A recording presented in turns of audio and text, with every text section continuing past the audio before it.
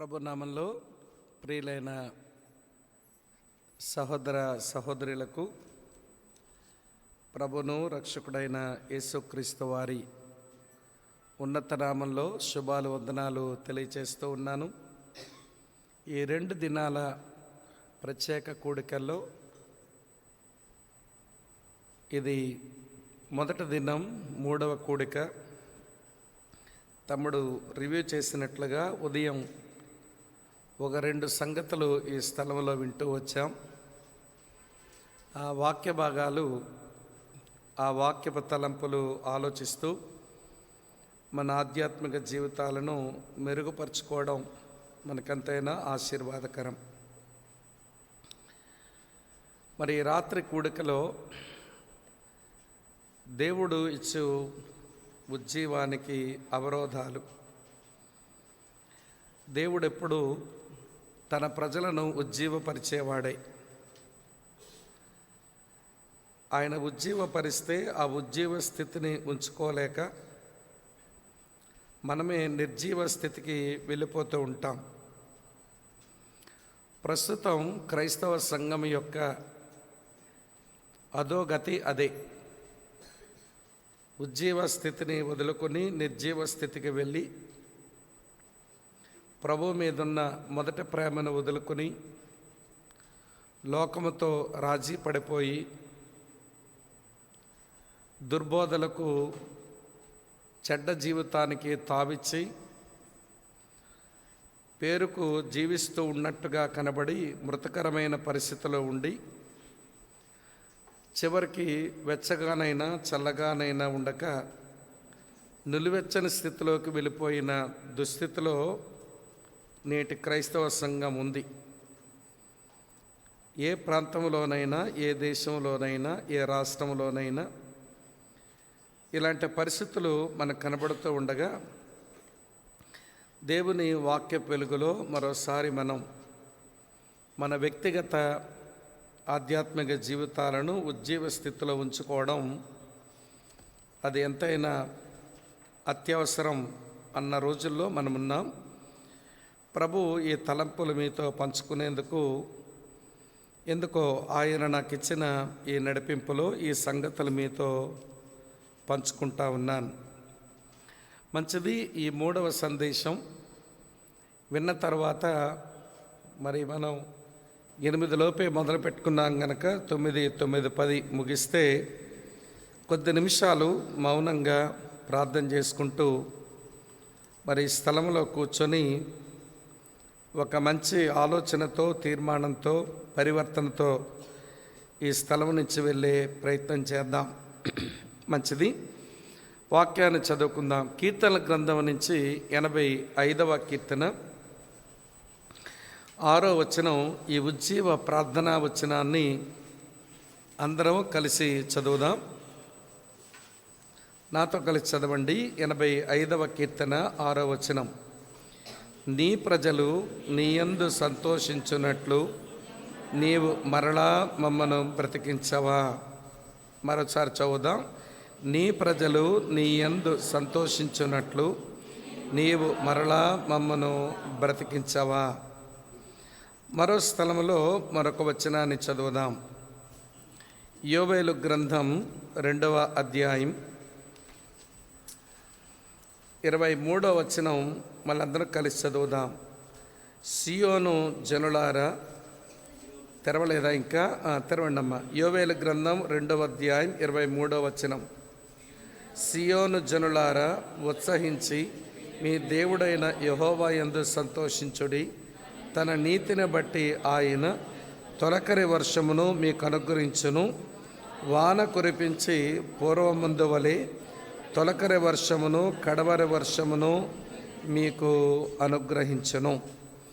ప్రేమ కలిగిన మా ప్రియమైన తండ్రి, మీకు కృతజ్ఞతా స్తోత్రాలు, మీకు వందనాలు చెల్లిస్తూ ఉన్నాం. ఈ ప్రాంతాలలో నీ దాసుని ద్వారా ఆరంభించబడిన ఈ పరిచర్యను మీ విశేష కనికరము ద్వారా మీరు నడిపిస్తూ ఉన్నారు. ఈ పరిచర్య నీది. ఈ స్థలంలో చేరువచ్చిన మేమంతా నీ పిల్లలం. మేము వ్యక్తిగతంగా మరి మీతో సంబంధం కలిగిన నీ పిల్లలంగా ప్రభువా, నీ మాటలు వినేందుకు నీ పాదాల చెంతకు చేరి వచ్చాం. మా అక్కర కొలది మా అవసరమును బట్టి మీరు నాతో మాతో అందరితో మాట్లాడము. ప్రభువా, ఈ ప్రజలకు నీ మాటలు ప్రకటించి నేను భ్రష్టుడును కాకుండానట్లు నాకు సహాయం చేయండి. నా యుద్ధ నుంచి నీ ప్రజలు నీ మాటలు వింటూ ఆచరించక పాటించక తమను తాము మోసం చేసుకుని దుస్థితి నుంచి మా ప్రియులందరినీ మీరు విడిపించండి, కాపాడండి. సంఘము దాని సరిహద్దులు విశాలపరచబడినట్లు సంఘమందు చేరి ఉన్న నీ పిల్లలంతా నాయన ఎదగవలసిన అన్ని ఏరియాలో ఎదుగుతూ నీ కొరకు ఫలభరితమైన క్రైస్తవులుగా ఉండినట్లు మీరు కృపాకార్యం చేయండి. మమ్మల్ని మేము నీకు అప్పగించుకుంటున్నాం. ఈ రాత్రి మీరు మాతో మాట్లాడుదురని నమ్మకమైన నీ కృపకు మమ్మల్ని మేము అప్పగించుకుంటూ నీ దీవెన కోరుతూ క్రీస్తు యేసు నామంలోనే అడిగి వేడుకొని ప్రార్థిస్తున్నాము తండ్రి. Amen, amen. వెస్లీ డ్యూయల్ అనే ఒక దేవుని దాసుడు రివైవల్ ఫైర్ అనే ఒక పుస్తకాన్ని వ్రాశారు. ఆ పుస్తకాన్ని మనం చదివితే ప్రపంచంలో అక్కడక్కడ వచ్చినటువంటి ఉజ్జీవ చరిత్రలు అందులో ఉంటాయి. ఏ ఏ స్థలంలో ఉజ్జీవాన్ని దేవుడు ఎలా పంపించాడో, ఆ ఉజ్జీవంలో వాడబడిన దేవుని సేవకులు ఎవరో, వారు దేవుని వాక్యంతో, దేవుని ఆత్మతో, దేవుని సంఘంతో, దేవుని సేవకులతో వారి సంబంధం ఉండి బ్రతికిన తీరుతెన్నులేంటో ఆ పుస్తకంలో మనం చదువుతాం. దేవుని దాసులు జార్జ్ వర్వర్ గారి పరిచర్యలో వెస్లీ డ్యూయల్ యొక్క పరిచర్య ఒక ప్రత్యేకమైనది. ఆయన ప్రపంచమంతా సంభవించిన రివైవల్స్ని ఆయన రాశాడు. అయితే పుస్తకం చివరకు వచ్చేసరికి చాలా స్థలాల్లో ఉజ్జీవాలు సంభవించాయి. దేవుడు తన కొరకైన శేషాన్ని క్రిందికి వేరుతున్నట్టుగా చేశాడు, పైకెదిగి ఫలించినట్టుగా చేశాడు.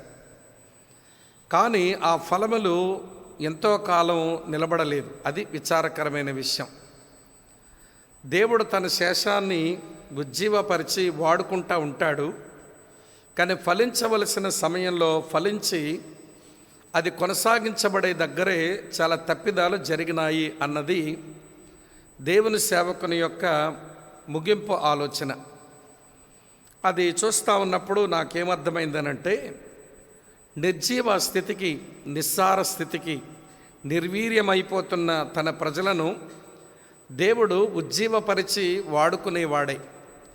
కానీ ఆ ఉజ్జీవాన్ని సస్టైన్ చేసుకోవడం, కాపాడుకోవడం తెలియక అందులోంచే ఉజ్జీవం రావడం ఎంత గొప్ప సంగతో, ఉజ్జీవాన్ని అర్థం చేసుకుని కాపాడుకోకపోతే దాంట్లో నుంచే చాలా భయంకరమైన పరిస్థితులు కూడా వస్తాయి. ఉదాహరణకు ఫిన్నీ రివైవల్స్, అమెరికా దేశంలో ఫిన్నీ రివైవల్స్ వచ్చినాయి. ఫిన్నీ కాలంలో గొప్ప ఉజ్జీవాలు వచ్చినాయి. కానీ దురదృష్టకరం, అదే ఉజ్జీవంలోంచి కొన్ని దుర్బోధలు కూడా తరువాత మొలకెత్తాయి. ఎందుకంటే ఉజ్జీవాన్ని అనుభవిస్తున్న వారు ఆ ఉజ్జీవం కొనసాగించబడ్డానికి ఏం చేయాలో, ఎట్లా ఉండాలో అది అర్థం చేసుకోక వారు కనపరిచినటువంటి నిర్లక్ష్యం అది మేలు కంటే ఎక్కువ కీడు తెచ్చినట్లుగా మారిపోయింది. ఈ రోజున మనం దుర్బోధలు అని చూస్తున్నాం చూడండి. అవన్నీ ఫిన్నీ రివైవల్స్ తర్వాత అమెరికా దేశంలో మొలకెత్తాయి. ప్రపంచమంతా వ్యాపించే పెద్ద వటవృక్షాలు అయిపోయినాయి. కనుక ఉజ్జీవం అది దేవుడు ఇస్తే ఎలాంటి పరిస్థితుల్లో ఇస్తాడు, దేవుని పిల్లల వైఖరి ఎట్లా ఉండాలి, దాన్ని కొనసాగించుకునే క్రమంలో ప్రియులారా ఎలాగ ఉజ్జీవాన్ని కొనసాగించుకోవచ్చో వాక్యంలోంచి మనం నేర్చుకోవాలి. మొదటి శతాబ్దంలో క్రైస్తవ సంఘం ఆవిర్భావం చెందినప్పుడు దేవుడు ఉజ్జీవాన్ని పంపించాడు. ఉజ్జీవం పంపడం అంటే ఉదయమే చెప్పాను, దేవుడు దిగి రావటం, దేవుని సన్నిధి, దేవుని ప్రజలకు వాస్తవంగా అనుభవంలోనికి రావటం, వారు స్వపరీక్ష చేసుకుంటూ పాపాలు ఒప్పుకోవటం, ప్రార్థనా ఫలితంగా అనేకులు చైతన్యవంతులు అవ్వటం, అలాగనే సువార్త విస్ఫోటనం జరగడం, వారు ప్రభువులో ఆనందించడం, ప్రభువుని ఆరాధించడంలో తిరిగి మళ్ళీ సమకూర్చబడ్డం, మెట్టుకు వారు దేవునికి పూర్తిగా లొంగిపోయి ఊహించినటువంటి పరిపక్వతలోనికి దేవుని పిల్లలు చేరుకోవడం, అది ఉజ్జీవ స్థితి అని ఈరోజు ఉదయం యెషయా గ్రంథం 64 అధ్యాయం నుంచి నేర్చుకున్నాం. కనుక దేవుడు పెంతెకోస్తు దినమున ఆయన దిగివచ్చి ఆయన సన్నిధిని తన సంఘానికి ఇచ్చి, తన ప్రజలకిచ్చి, ఆ ఉజ్జీవం ఇచ్చినది కాస్త చాలా కాలం కొనసాగింది. దాదాపు 4 శతాబ్దాల వరకు అది సాగుతూనే ఉంది. ఇబ్బందులు వచ్చాయి, తర్వాత దాన్ని పాడు చేసే పరిస్థితులు కూడా వచ్చాయి. కానీ ఆ 4వ శతాబ్దం వరకు ఇవ్వండి, క్రైస్తవ సంఘం రోమన్ కెథోలిసిజంలోకి చేతుల్లోకి వెళ్ళకపోవడం వరకు సంఘం అక్కడక్కడ కొన్ని ఇబ్బందులున్నా, దుర్బోధలు వస్తున్నా, పోరాటాలు వస్తూ ఉన్నా సంఘం సజావుగానే నిలబడుతూ వచ్చింది, చేయాల్సిన పని చేసుకుంటూనే పోయింది. కానీ రోమన్ కెథోలిసిజంలోకి క్రైస్తవ సంఘం వెళ్ళిపోయిన తర్వాత ప్రియులారా 4వ శతాబ్దం నుంచి మళ్ళీ దాదాపు మార్టిన్ లూథర్ ద్వారా వచ్చిన సంస్కరణ కాలం వరకు, అంటే 1500 సంవత్సరం వరకు, సుమారు 1100 సంవత్సరాలు క్రైస్తవ సంఘం చీకట్లోనే బతికింది. చీకట్లో బ్రతకడం అంటే అర్థమేంటో తెలుసా అండి? 119వ కీర్తన 130 వచనంలో చదువుతాం, నీ వాక్యం బయలు వెడలిన తోడనే వెలుగు కలుగును అని ఉంటుంది. దేవుని వాక్యం దేవుని ప్రజల్లో ఉండకపోతే, దేవుని వాక్యం దేవుని ప్రజలకు అది చేరువగా అందుబాటులో ఉండకపోతే, వాక్యమే వెలుగు, దానికి దూరమైన ప్రజలు ప్రియుల చీకట్లో ఉన్నట్టే. 1100 సంవత్సరాలు రోమన్ కెథోలిసిజంలో పోపుల చేతిలో, బిషప్పుల చేతిలో వాక్యం ఉండి సాధారణ ప్రజల వరకు వాక్యం చేరువకు రాకుండా, ప్రియుల క్రైస్తవ విధి విధానాలలో శరీరం, మనుషుల ఆలోచనలు, సంఘ పద్ధతులు ఏమేమో చొరబడి దేవుని సంఘాన్ని చీకట్లోనే ఉంచింది. దేవునికి స్తోత్రం. కొంతమంది రిఫార్మర్స్ని దేవుడు లేపి మళ్ళీ సంఘాన్ని ఆయన పునరుద్ధరించుకొని మన చేతుల వరకు, మన వరకు ఈ సంగమ పరిచర్యను దేవుడు తీసుకుని వచ్చాడు. కాబట్టి నేను ఈ రాత్రివేళ ఉజ్జీవం వచ్చి అది కొనసాగించబడే క్రమంలో ఏమేమి అవరోధాలు వస్తాయో, మరి మొదటి శతాబ్దంలో ఉన్నవారు ఈ అవరోధాలు ఏమేమి వస్తే ఏం అధిగమించగలిగినారో నేను చెబితే మీకు అర్థమవుతుంది. ఏ అవరోధాల్లో ఇప్పుడు ఉజ్జీవం లేక చల్లారిపోయి ఉన్నామో, ఈ పరిస్థితులకు మనం ఎందుకు తావిచ్చామో అనేది మనం నేర్చుకోవచ్చు. మీ ఆసక్తిని బట్టి, నేను చెప్పగలిగిన దాన్ని బట్టి ఒక 7 సంగతులన్నా చెబుదామనుకుంటున్నాను. ఒకవేళ మీకు ఆసక్తిగా లేకపోతే మీ మొఖాలు కొంచెం సొరకాయ మొఖాల్లా పెట్టండి. వీళ్ళకి ఆసక్తి లేదులే అని కొంచెం తగ్గించే ప్రయత్నం చేస్తాను. మీరు ఆసక్తితో మీ మొఖాలు గుమ్మడికాయ మొఖాల్లో పెట్టారనుకోండి, నేను కొంచెం ఎక్కువ చెప్పాను అనుకోండి, మళ్ళీ మీ టైం అవుతుంది. కనుక సావధానంగా, ప్రశాంతంగా ఈ 7 సంగతులు వినడానికి ప్రయత్నం చేద్దాం. ఇవ్వండి, ఉజ్జీవం ఎట్లా వస్తుంది, దాన్ని కాపాడుకుంటూ దేవుని పిల్లలు ఎట్లా బ్రతకాలి, ఈ అవరోధాలను ఎట్లా అధిగమించాలి, అవరోధాలేంటో, ఆ గోతులేంటో, ఆ పిట్ఫాల్స్ ఏంటో అది మనం అర్థం చేసుకోవడం కొరకు మీరు అపోస్తలుల కార్యాల గ్రంథం అట్లా తెరిచిపెట్టండి. మొదటి శతాబ్దపు ఆ క్రైస్తవ సంఘానికి ఉజ్జీవాన్ని దేవుడిచ్చినప్పుడు వారు ఎట్లా కాపాడుకుంటూ వచ్చారో ఆ సంగతులన్నీ నేను మీతో చెప్తాను. యాక్ట్స్ బుక్ తెరవండి. నేను కొన్ని మంచి విషయాలు మీతో పంచుకునే ప్రయత్నం చేస్తాను. మొదటి క్రైస్తవ సంఘం వారు ఉజ్జీవించబడి ఆ ఉజ్జీవం కొనసాగించుకోవడానికి మొదటి కారణం ఏంటి అంటే, వారు వ్యక్తి పూజకు తావివ్వలేదు. ఏంటండి అమ్మా చెప్పండి, ఏంటి ఇవ్వలేదు? వ్యక్తి పూజకు తావివ్వలేదు. ప్రియుల సేవకులు కూడా మేము ఆరాధించబడాలి, మేము గౌరవించబడాలి, మేము గుర్తించబడాలి, మేము సన్మానించబడాలని పరిచయం చేసిన వాళ్ళు అనుకోలేదు. కనుక మనుషులు తెలియక మనుషుల్ని కొంచెం గొప్ప చేద్దామని ప్రయత్నం చేస్తే సేవకులు దానికి తావివ్వలేదు.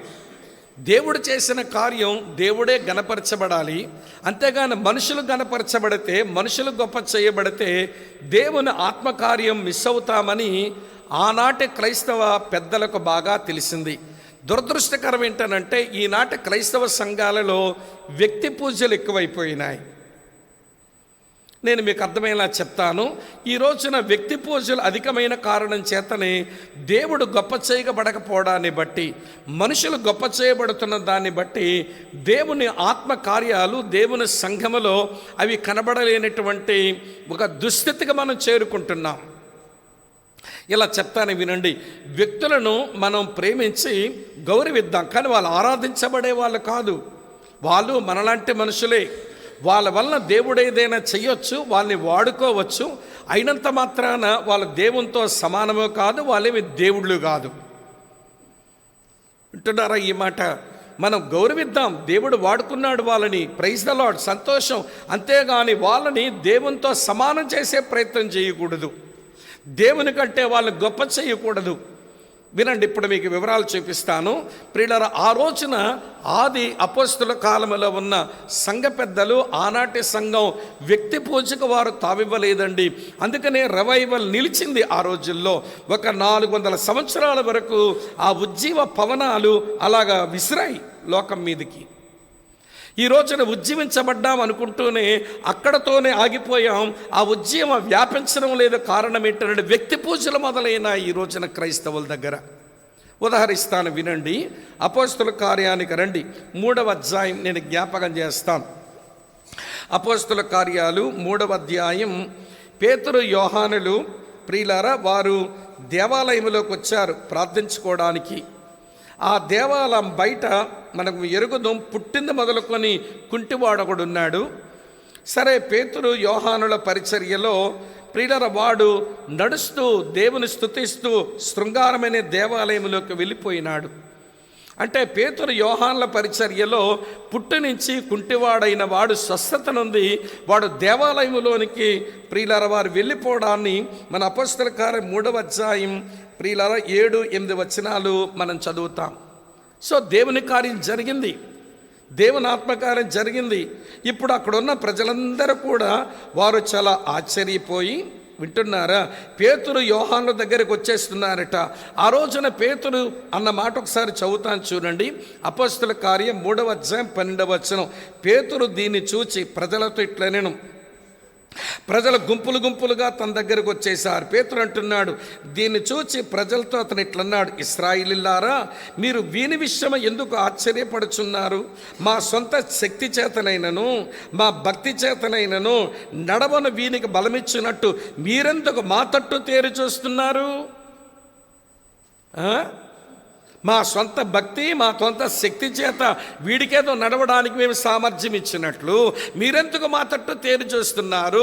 ఈ కార్యం చేసినోడు ఒకడు ఉన్నాడు, ఆయన వైపు తిరగండి, మీరు మా దగ్గరకు రాకండి మీరు. ఈ రోజున క్రిస్టియన్ కమ్యూనిటీలు ఏమైందంటే, అయ్యగారు ప్రార్థన చేశారంట, ప్రార్థన చేస్తుంటే ఈ అమ్మగారు కళ్ళు మూసుకున్నారట, చాలా తలనొప్పితో వచ్చారంట, పావురం వచ్చి నెత్తి మీద తన్నిందంట. ఈవిడికి నెత్తి మీద గుద్దాల్సింది. ఆ పావురం వచ్చి నెత్తి మీద తన్నెళ్ళిపోయిందంట, తలనొప్పి ఎగిరిపోయిందంట. అయ్యగారు ప్రార్థన ఎంతో గొప్ప ప్రార్థనో. ఒకవేళ చెప్పేవాళ్ళు ఎవరో కనబడకపోతే 1-2 సార్లు పిలిచి, బాబు మైక్ ఇవ్వండి వాళ్ళకి. ఏం చెప్పడానికి? మైక్ దేనికి? ఏం చెప్పడానికి అంటే, అయ్యగారు అంటే ఎంత గొప్ప ప్రార్థనాపరుడో, ఆయన మాట్లాడినా ఆయన ప్రార్థన చేసినా గొప్ప గొప్ప కార్యాలు అవుతాయని ఈ మనుషుల హృదయాలు దేవుని తట్టు తిరగడం కంటే ఈ మనుషుల హృదయాలు తమ తట్టు తిప్పుకోవడానికి ఈ బఫూన్లు చేస్తున్న పనులు ఎంత ఘోరంగా ఉందో క్రైస్తవ సంఘాల్లో. బఫూన్లు అన్నాను ఏమనుకోకండి, పైనుంచి చూసేవాడికి వీళ్ళందరూ బఫూన్లాగా కనబడతారు, నొచ్చుకోకండి. ఈ రోజున ఎంతమంది గాడ్ సర్వెంట్స్, ప్రియమైన స్నేహితులారా, నీ వల్ల జరిగితే జరగవచ్చు కార్యం. దేవుడు నేను ఒక సాధనంగా వాడుకుంటే వాడుకోవచ్చు, అంతేగాని మనుషుల యొక్క అటెన్షన్ నీ వైపు గిలించేసుకుంటున్నావేంటి? మనుషులను నీ వైపుకి ఆకర్షించుకుంటున్నావేంటి? ఇది సరైన విధానం కాదే.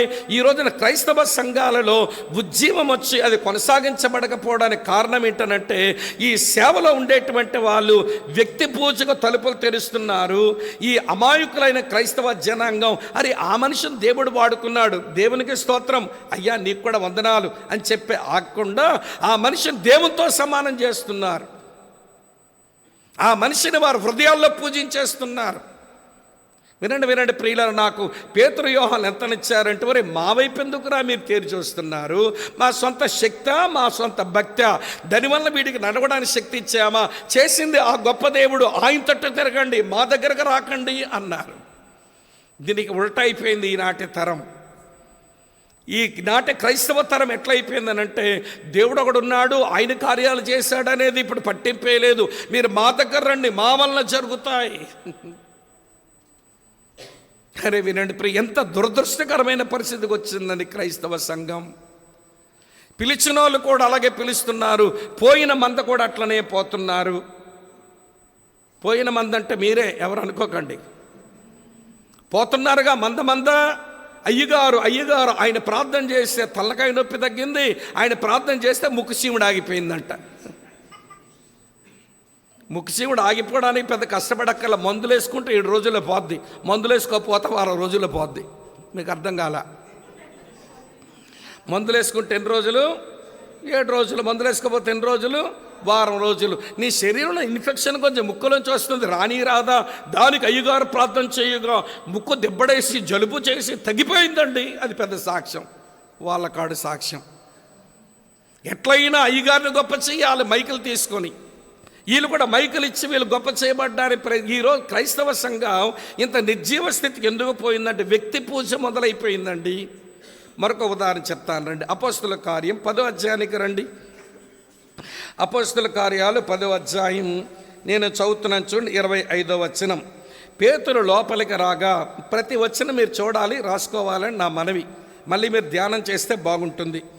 అపోస్తుల కార్యాల 10వ అధ్యాయం 25వ వచనం. పేతురు లోపలికి రాగా కొర్నేలి అతను ఎదుర్కొనబోయి అతని పాదముల మీద పడి నమస్కారం చేశాను.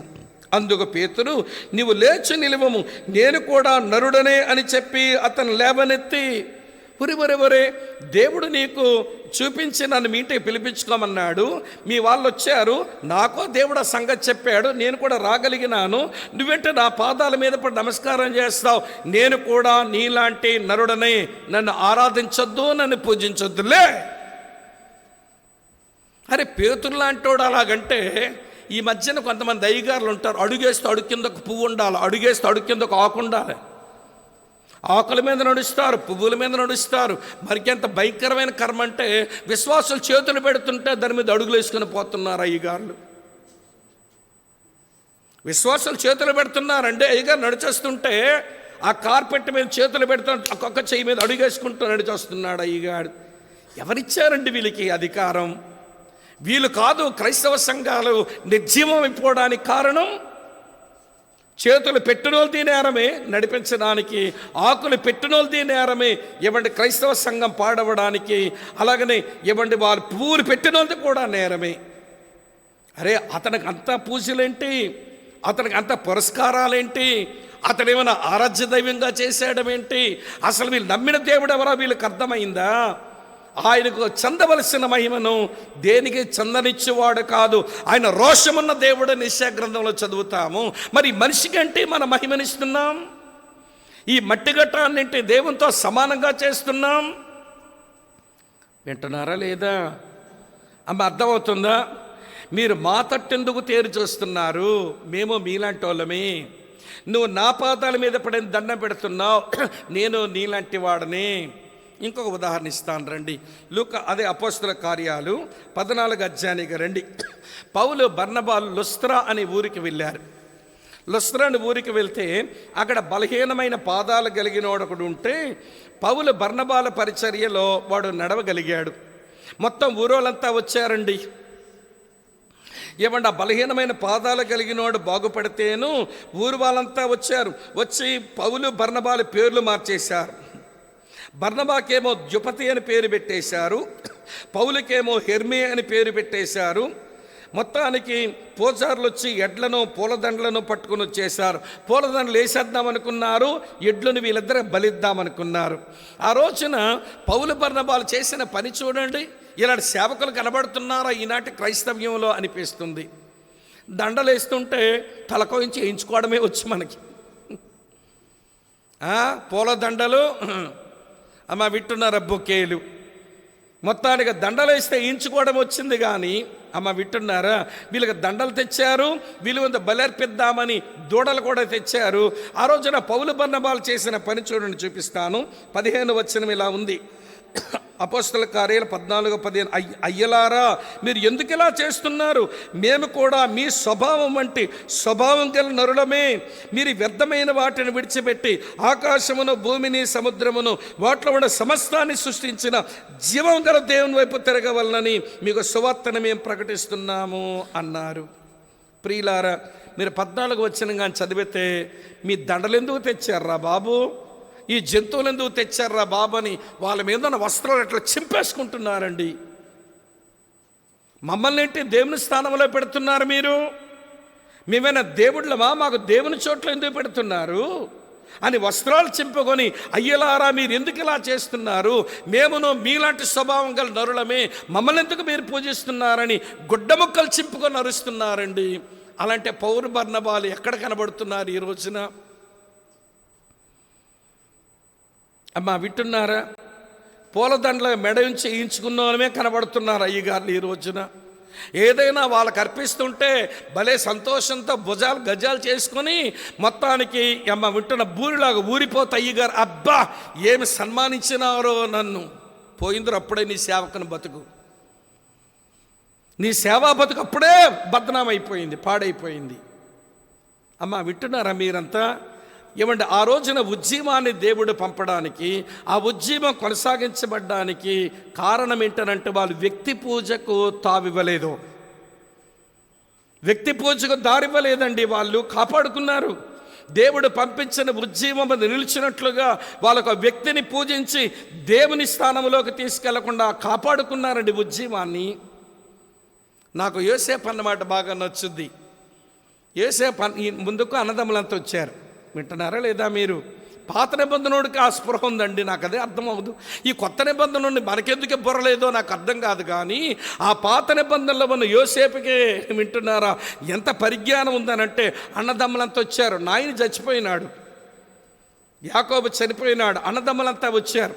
ఇప్పుడు తమ్ముడు చూడడేమో, పోషించడేమో, తమ్ముడు ఒకవేళ తీర్పు తీరుస్తాడేమో, తమ్ముడు ఇప్పుడు పగ సాధిస్తాడేమని భయంతో యోసేపు ముందుకు వచ్చి అంటున్నారు, నాన్న చనిపోకముందు నీ దగ్గరకు వచ్చి మమ్మల్ని క్షమాపణ అడగమన్నాడు, మిమ్మల్ని క్షమాపణ అడుగుతున్నాము తమ్మి అంటూ ఆయన ముందుకు వచ్చారు. ఆ రోజున యోసేపు అన్న వాటిని జ్ఞాపకం తెచ్చుకోండి. అన్నదమ్ములు అంత అలా వస్తే వాళ్ళ మనసులో ఉన్నదేంటో పసిగట్టేశాడు. నాన్న చనిపోయినాడు, నీ దగ్గరికి వెళ్ళమన్నాడు, చనిపోకముందు చెప్పినాడు, మేము వచ్చాము, నువ్వు మమ్మల్ని క్షమించాలి అని అడగడంలో వాళ్ళ మనసులో ఉన్నది ఏంటనంటే, నాన్న చనిపోయాడు కాబట్టి పోషించడా, నాన్న చనిపోయాడు కాబట్టి తీర్పు తీరుస్తాడా, నాన్న చచ్చిపోయాడు కాబట్టి పగ సాధిస్తాడా అని వారు వచ్చి కాళ్ళ మీద పడి దండం పెడుతుంటే చూడండి, చదువుతాను 17వ వచనంలో.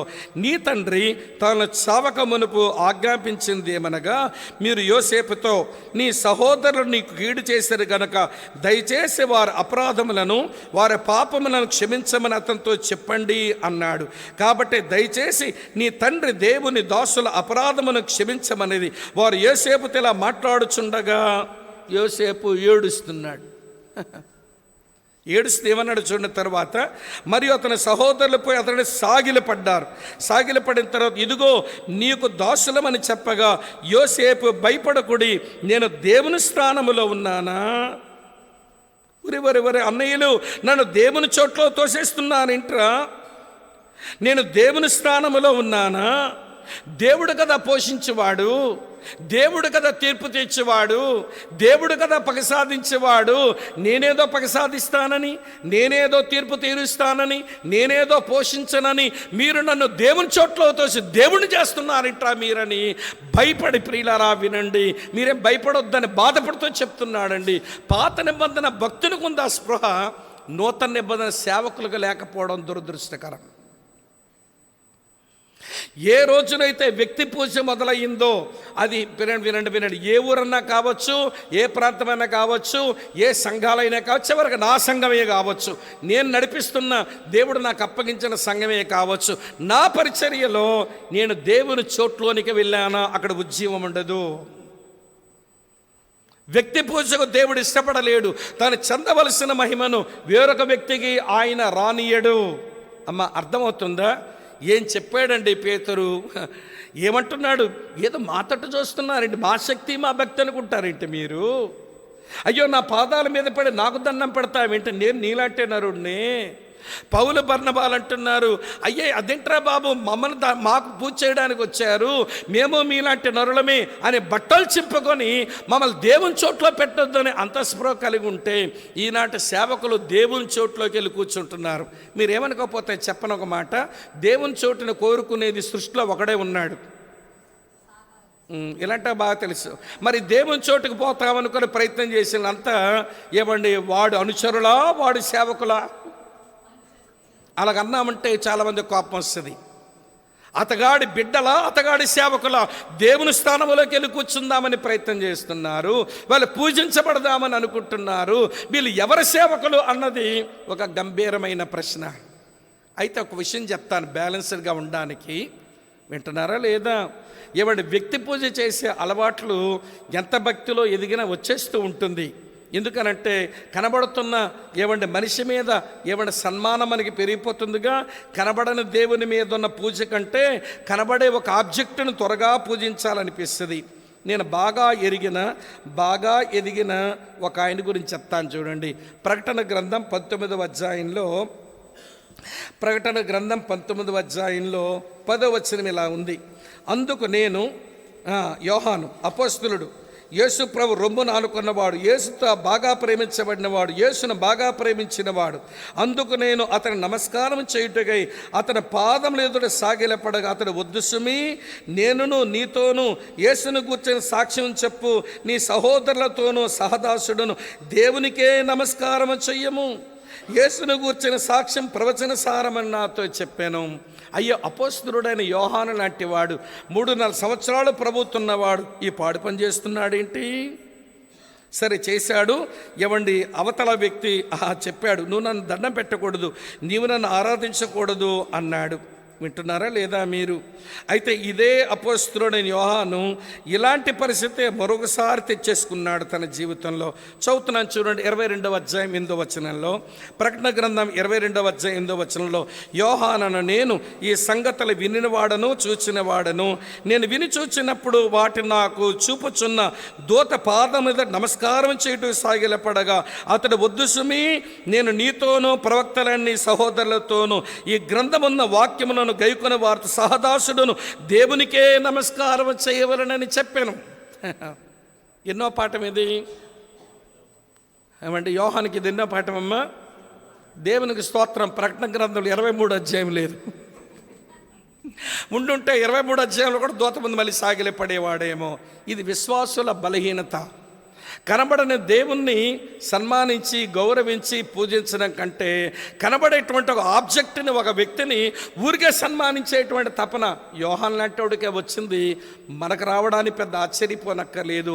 కానీ ఇప్పుడు జాగ్రత్త పడాలి. మన ప్రభువా, మా సంఘాలలో మా ప్రజల మధ్య నీ ఉజ్జీవాన్ని పంపితే అది మేము చేపట్టుకొని కొనసాగించుకోవడానికి వ్యక్తి పూజకు మేము తావివ్వకుండా మాకు సహాయం చేయండి. ఏ నరుడిని నీ చోట్ల మేము పెట్టకూడదు. ఏ ఒక్క వ్యక్తి ఎంత బాగా వాడబడినా, వాక్యమే బాగా చెప్తున్నాడా, అద్భుతాలే చేస్తున్నాడా, వరమలే ఉన్నవాడా, ఏదన్నా కానీ ప్రభువా, ఆ వ్యక్తిని నీతో సమానంగా చేసి నేను చూడకూడదు అనే ఆలోచన ఇక్కడ కూర్చున్న మనకు వస్తే, ఏ వ్యక్తి నీ హృదయంలో దేవుడుగా కూర్చోకూడదు. దేవుడు మాత్రమే నీ హృదయంలో దేవుడు. అర్థమైందో వ్యర్థమైందో? ఆమె అర్థమైందా? ఇంతకంటే ఎన్ని చూపించను మరి. కనుక వినండి, ఆది అపోస్తలుల కాలంలో క్రైస్తవ సంఘం ప్రభు ఇచ్చిన ఉజ్జీవాన్ని వారు కొనసాగించుకోగలగడానికి గల కారణం వారి వ్యక్తి పూజకు తావివ్వలేదు. మొదటి కారణం చెప్పాను. ఒకవేళ ఇక్కడ కూర్చున్న మనందరి హృదయాల్లో దేవుని చోట్లోనికి ఎవరైనా వచ్చి కూర్చున్నారేమో కొంచెం చూడండి. మీ హృదయాల్లో దేవుని స్థానంలోకి వచ్చి ఎవరైనా కూర్చున్నారేమో చూడండి. వాళ్ళని డీథ్రోన్ చేయండి, మీ హృదయ సింహాసనం నుంచి వాళ్ళని కిందకు తోయండి. అది అంత అయ్యగారైనా పర్లేదు, కొయ్యగారైనా పర్వాలేదు. ముందు వాళ్ళు కిందకు తొయ్యకపోతే నువ్వు ఒక నిర్జీవమైన క్రైస్తవుడవై, నువ్వు ఒక నిర్జీవమైన క్రైస్తవురాలవై పాడయ్యే ప్రమాదం ఉందని, నేను కూడా అలాగైతే పాడయ్యే ప్రమాదం ఉన్నానని ఎప్పుడు స్పృహ కలిగి బ్రతుకుదాం. ఇది మొదటి మాట. అమ్మ అర్థమవుతుందా తల్లి? రెండో సంగతి చెప్తాను వినండి. ఆది అపోస్తుల సంఘం వారు ఉజ్జీవాన్ని పొంది వారు ఉజ్జీవాన్ని కొనసాగించుకోవడానికి గల కారణం ప్రియుల శాఖా భేదాలకు తావివ్వలేదు. డినామినేషనల్ ఫీలింగ్ ఒక చోటు ఇవ్వలేదండి. వాళ్ళంతా సంఘమంతా వాళ్ళు ఏకముగా ఉండి ప్రభువుని సేవిస్తూ ఉన్నారు. అప్పుడు వచ్చింది ఈ శాఖాభేదాల జబ్బు, అప్పుడు కూడా వచ్చిందండి. అపోస్తలుడైన పౌలు కొరింథీ సంఘానికి పత్రిక రాస్తూ, అమ్మ వినండి, భేదాలు శాఖా భేదాలు దేన్ని బట్టి వస్తాయి? ముందు వ్యక్తులను బట్టి వస్తాయి. మ్యాన్ సెంటర్డ్ మినిస్ట్రీ, వ్యక్తి కేంద్రీకృతమైన పరిచర్యలో శాఖా భేదాలు వస్తాయి. ఇప్పుడు కొరింథీ సంఘంలో కొంతమంది ఇలాగ అనుకుంటున్నారట. కొంతమంది అనుకుంటున్నారు నేను పౌలు వాడను అంటున్నారు. మరికొంతమంది చెప్పండి నేను కేఫా వాడని అంటున్నారు. మరికొంతమంది ఏమో నేను అపోల్లో వాడని అంటున్నారు. మరొకడు అంటున్నాడు ఈడు ఇంటర్నేషనల్ డినామినేషన్ అంటే నేను యేసు ప్రభువుకు చెందిన వాడని అంటున్నాడు. ప్రియులారా బాగా వినండి, ఇలాంటి మాయిదారు మనుషులు ఉంటారని ఎరిగినాడేమో అక్కడ ప్రభు, ఇక్కడ పౌలు, వీళ్ళు ఎక్కువ మంది బాప్తిస్మాలు ఇవ్వలేదండి. యేసుప్రభు బాప్తిస్మాలు ఇచ్చాడా? చదవండి ఒకసారి. యోహాను సువార్త 4వ అధ్యాయంలో ఏమి రాసిందో. యోహాను సువార్త 4వ అధ్యాయం ఆరంభంలో ఉంటుంది చూడండి. నేను చదువుతున్నాను. యోహాను కంటే యేసు ఎక్కువ మందిని శిష్యులుగా చేసుకుని వారు బాప్తిసమిచ్చుచున్న సంగతి పరిశీలి విండని ప్రభువు తెలిసినప్పుడు ఆయన యోదయ దేశం విడిచి గల్లీ దేశం తిరిగి వెళ్ళెను. అయినను యేసే బాప్తిసం ఇయ్యలేదు కానీ ఆయన శిష్యులు ఇచ్చుచుండిరి. ఒకవేళ యేసు ప్రభు ఎక్కువ మంది బాప్తిస్మాలు ఇస్తే మేమంతా యేసు డినామినేషన్ ఉంది ఇల్లు. అమ్మ వింటున్నారా? అపోస్తలుడైన పౌలు కూడా అంతేనండి. నేను ఎక్కువ మందికి బాప్తిస్మం ఇయ్యలేదు. చూడండి చదువుతాను. 1 కొరింథీ పత్రిక 1వ అధ్యాయం 14 వచనంలో నా నామమున మీరు బాప్తిసం పొందితరని ఎవరైనా చెప్పకుండానట్లు క్రిస్పుకును గాయకును తప్ప మరి ఎవరికి నేను బాప్తిసం ఇయ్యలేదు. అందుకే దేవునికి స్తోత్రం చెల్లిస్తున్నాను. నేను ఎక్కువ మంది బాప్తిసం ఇవ్వలేదు. ఎందుకంటే మళ్ళీ మీరు నాకు చెందునోనని మీరు అంటారేమని భయపడి అక్కడ యేసు ఇక్కడ పౌలు ఇద్దరు, అమ్మ వింటున్నారా, వారు బాప్తిస్మాలు ఎక్కువ మందికి లేదట. కానీ కొరింథీ సంఘంలో వ్యక్తులను బట్టి మనుషులు మొక్కలైపోతున్నారు. ఒకడేమో పౌలు వాడనంటే, మరొకడేమో కేఫా వాడనంటే, మరొకడేమో అపుల్లో వాడనంటే, మరొకటి నేను క్రీస్తు వాడనంటే, చివరిగా పౌలు సమాప్తి చేస్తూ ఆ గొడవని వింటున్నారా లేదా మీరు? ఆయన అన్నమాట భలే పౌరుషంగా ఉంటుంది. చూడండి 3వ అధ్యాయంలో చదువుతున్నాను. 1 కొరింథీ పత్రిక 3వ అధ్యాయంలో చదువుతున్నాను చూడండి. 4వ వచనం. ఒకడు నేను పౌలు వాడను, మరి ఒకడు నేను అపుల్లో వాడనని చెప్పినప్పుడు మీరు ప్రకృతి సంబంధమైన మనుషులు కారా? అపుల్లో ఎవడు, పౌలెవడు?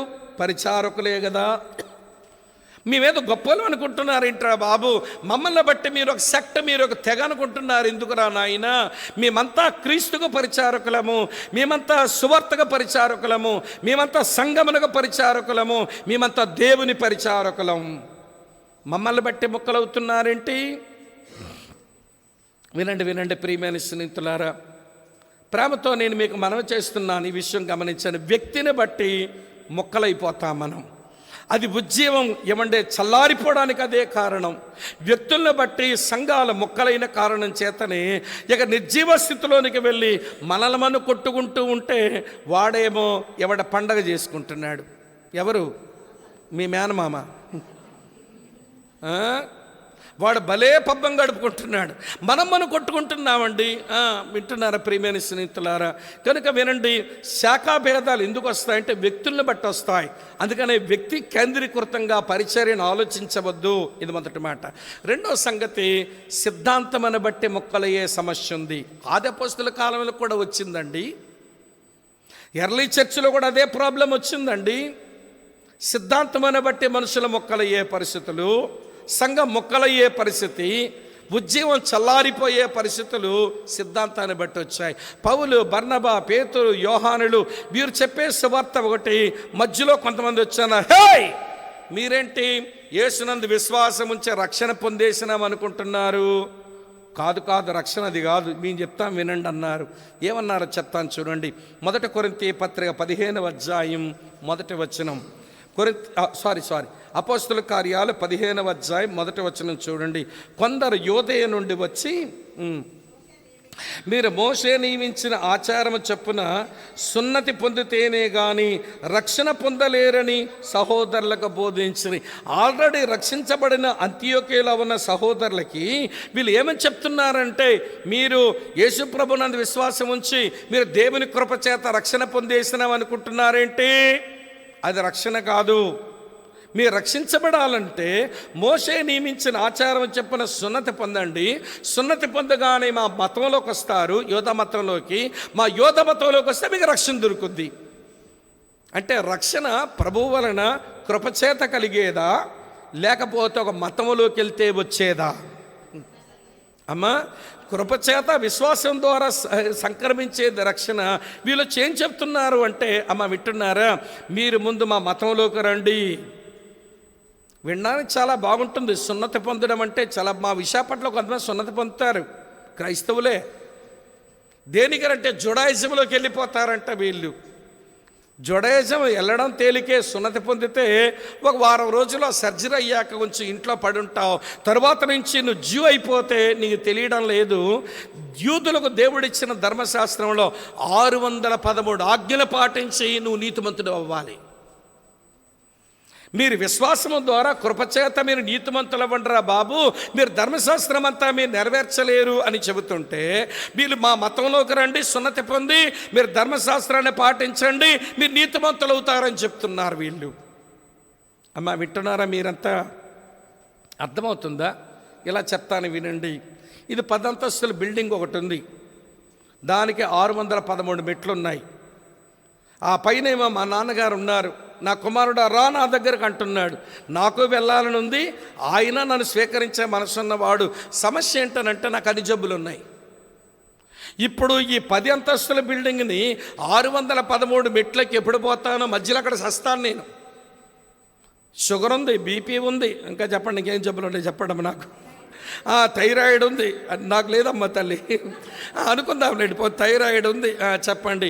తర్వాత హార్ట్ ప్రాబ్లం ఉంది, కిడ్నీ ప్రాబ్లం ఉంది, ఊపిరితిత్తులు, అన్ని జబ్బులు ఉన్నాయి అనుకోండి. ఈ 613 మెట్లెక్కి నేను ఎక్కడ పోతానని బుస్రోమని అక్కడ కూర్చున్నాను. నేను పోతే మధ్యలో చచ్చిపోతాను. మా నాన్నగారు నా స్టాండర్డ్ తగ్గించుకోను, నేను కిందకి రా నువ్వేరా, నా స్టాండర్డ్ నేను తగ్గించుకోను, నేను నీ కిందకి రాలేను, నువ్వే పైకి రా అన్నాడు. నాకు పోవాలనే ఉంది, ఆయన స్వీకరించాలనే ఉంది. కానీ ఈ 10 అంతస్తుల బిల్డింగ్లో 613 మెట్లు ఎక్కడానికి నాకు శక్తి లేదు. జబ్బు మనిషిని కిందకు వచ్చి ఏడుస్తుంటే జాన్ బాబు తమ్ముడు వచ్చాడు. ఏమన్నా ఎందుకు ఏడుస్తున్నావంటే, నా తండ్రి దగ్గరే పోదామని ఉంది, నేను మెట్లెక్కితే చచ్చిపోయేలాగున్నాను, ఏం చేయాలో అర్థం కావట్లేదు. అంటే ఓసి పిచ్చన్నా, నువ్వెందుకంత ఏడవాలి? ఈ అపార్ట్మెంట్ కట్టినోడు, ఈ 10 అంతస్తులు కట్టినోడు, 613 మెట్లు పెట్టినోడు పక్కన లిఫ్ట్ పెట్టాడు, లోపలికి వెళ్ళి 10వ నెంబర్ నువ్వు పోతావన్నాడు. ఎక్కడికి? 10వ నెంబర్ అంతస్తు తండ్రి దగ్గర, పైకి కాదు అమ్మ, దండ పెడతా, పైకి పంపించేయండి అన్నప్పుడే. ఇప్పుడు లిఫ్ట్ ఎక్కడం మంచిదా, మెట్లు ఎక్కడం మంచిదా? మాట్లాడండి అమ్మా, చెప్పండి. లిఫ్ట్లోకి వెళ్ళడం, లిఫ్ట్ ఎక్కడానికి విశ్వాసం కావాలి, లిఫ్ట్ ఎక్కడానికి నమ్మకం కావాలి, లిఫ్ట్ నన్ను పైకి తీసిపోతుందని విశ్వాసం కావాలి. ఎవడు మెట్లు ఎక్కడానికేమో నా శక్తి కావాలి, నాకు శక్తి లేదు. ఇది ఎంత నిజమో ధర్మశాస్త్రం చెప్పున ఏ పాపి నీతిమంతుడు కాలేడు అనే మాట నిజం. ఇది మెట్లెక్కే విధానం. యేసుక్రీస్తునందు విశ్వాసం ఉంచి దేవుని కృపచేత నీతిమంతులం అవ్వచ్చు. ఇది దేవుడు మనుషులకు పెట్టిన లిఫ్ట్. ఇది తేడా అర్థమైంది అనుకుంటాను. ఎప్పుడైతే యోధ నుంచి వచ్చి యోధ మత ప్రవిష్టులు మీరు విశ్వాసం ద్వారా కృపతో రక్షణ పొందుతామంటే కుదరదు, మోషే నియమించిన ఆచారం చెప్పున మీరు సున్నతి పొందితే కానీ రక్షణ పొందలేరని బలవంతం చేస్తుంటే ఆ ఆది సంఘం అంతా కూర్చున్నారండి ఈ సమస్యను పరిష్కరించడానికి. బోధన బట్టి మొక్కలవ్వడానికి ఇష్టపడలేదు వాళ్ళు. ఏది సరైన బోధ తెలుసుకుందాము రండి అని కూర్చున్నారండి. అది ప్రపంచంలో జరిగిన very first church council meeting అండి, యెరూషలేంలో జరిగింది. మీరు అపొస్తలుల కార్యం 15వ అధ్యాయం చదివితే అది ఫస్ట్ చర్చ్ కౌన్సిల్ మీటింగ్. యాకోబు అధ్యక్షతన ఆ మీటింగ్ జరిగితే ఒక పరిష్కారానికి వచ్చారు. ధర్మశాస్త్రం బట్టి ఏ నరుడు నీతిమంతుడు కాలేడు, విశ్వాసం ద్వారా కృపతోనే నీతిమంతులు అవుతారని అన్ని ప్రాంతాల్లో ఉన్న మన సంఘాలకు పంపించండి, ఈ దుర్బోధకులను ఆపండి అనుకున్నారు. ఈ రోజున వినండి ప్రియులారా, ఎందుకు ఉద్యమం చల్లారింది అనంటే సిద్ధాంతపరమైన తారతమ్యాల వలన మనం మొక్కలైపోయాం. డాక్టర్నల్గా మనం డివైడ్ అయిపోయాం. మా సిద్ధాంతం అది, మీ సిద్ధాంతం ఇది, మీ ముఖం మీరు చూడడం, మా ముఖం మీరు చూడొద్దు. అందరూ ప్రార్థించింది పరలోకమందున తండ్రిని, అందరూ రక్షించబడింది యేసు ప్రభు రక్తం ద్వారా అని, అందరూ కలిగి ఉందే పరిశుద్ధాత్మ దేవుడిని కలిగి ఉన్నది, అందరూ చదివింది పరిశుద్ధ లేఖనాలే. కానీ మన అండర్స్టాండింగ్లో సమస్యల వలన మనం ముక్కలైపోతే, ఒకరి మీద ఒకరి పరపత్యాలు, విభేదాలు, విరోధాలతో ఉంటే ఇక ఉజ్జీవ స్థితి ఏముంటుందండి? ఉంటున్నారా లేదా? అర్థమవుతుందా మా తల్లి? అమ్మ వినండి, వ్యక్తులను బట్టి ముక్కలయ్యే ప్రమాదం వచ్చింది, పౌలు ఆపాడు. సిద్ధాంతమును బట్టి మనుషుల మొక్కలయ్యే ప్రమాదం వచ్చింది. యెరూషలేములో సంఘం పెద్దలంతా ఆపారు. ఈ రోజు ఆపినోడు లేడు, అందుకనే ఎవడిష్టం వాడిది. మనుషుల మొక్కలైపోతుంటారు. మేము ఉదయం కూర్చొని మాట్లాడుకుంటే ఒక డినామినేషన్ ఆయన పక్కన కూర్చుంటే, ఒక డినామినేషన్ కలిసి పక్కన కూర్చొని భోజనం చేసి కూడా పక్కనే పలకరించట్లేదు. ఈటంత శత్రువుని చూసినట్టు చూస్తున్నారేంటి? మతమత్తు ఎలాగుంటుందో సిద్ధాంతపరమైన మత్తు కూడా అంతే. అమ్మ వింటున్నారు, సిద్ధాంతపరమైన మత్తు కూడా అలాంటిదే. సాటి మనిషిని ప్రేమించలేని ఇండిఫరెన్స్ హార్ట్, హృదయ కాఠిన్యం వచ్చేస్తుందండి దేవుని పిల్లల్లోనికి. ఇక ఉద్యమం ఎక్కడుంటే చెప్పండి? పావురం ప్రశాంత వాతావరణంలో ఉండగలదు, అల్లరిలో ఉండలేదుగా. దేవుని సన్నది, దేవుని ప్రజల మధ్య ఒక ప్రశాంతమైన ఐకమత్యంతో దేవుని ప్రజలు ఉంటే ఆయన మన మధ్య ఉండి కార్యాలు చేస్తాడు. మనమే విభేదాలు, విరోధాలు పెట్టుకుంటే ఆయన మన మధ్య ఉండి ఏమి కార్యాలు చేస్తాడు చెప్పండి అని మిమ్మల్ని ప్రశ్నిస్తున్నాను. ఈరోజు కొంచెం మీరు బ్రాడ్గా ఆలోచించాలి. మరి వ్యక్తులను బట్టి మొక్కలవుతున్నారు, సిద్ధాంతాల బట్టి మొక్కలవుతున్నారు. రెండో సంగతి చెప్తాను వినండి, అభిప్రాయాలను బట్టి కూడా మొక్కలైపోతారు. మూడో సంగతి ఒపీనియన్స్, మొక్కలైపోతారు. మీరు బాగా గమనిస్తే పౌలు బర్నబాలు మొదటి సువార్త ప్రయాణం చేసి వచ్చిన తర్వాత మళ్ళీ రెండో సువార్త ప్రయాణానికి వెళ్ళే ముందు, వింటున్నారా లేదా, వీరిద్దరి మధ్యనే విభేదాలు వచ్చినాయండి. ఇది అభిప్రాయ భేదాలు ఇవి. బర్నబంటున్నాడు మార్గం తీసుకెళ్దామని, పౌలు అంటాడు మనతో ఉంటూ ఉంటూ వెనకడుగేసినోడు వీడు మనతో ఉంటే మనకి ప్రమాదం, సేవ జరగదని. వీళ్ళిద్దరిలో ఎవరు రైటు? ఇద్దరూ రైటే. అమ్మ వినండి, ఒక బలహీనమైన వ్యక్తిని మనం బలపరిచి వాడుకుందామనేది బర్నబా యొక్క మనస్తత్వాన్ని బట్టి అతనుకున్న ఆలోచన.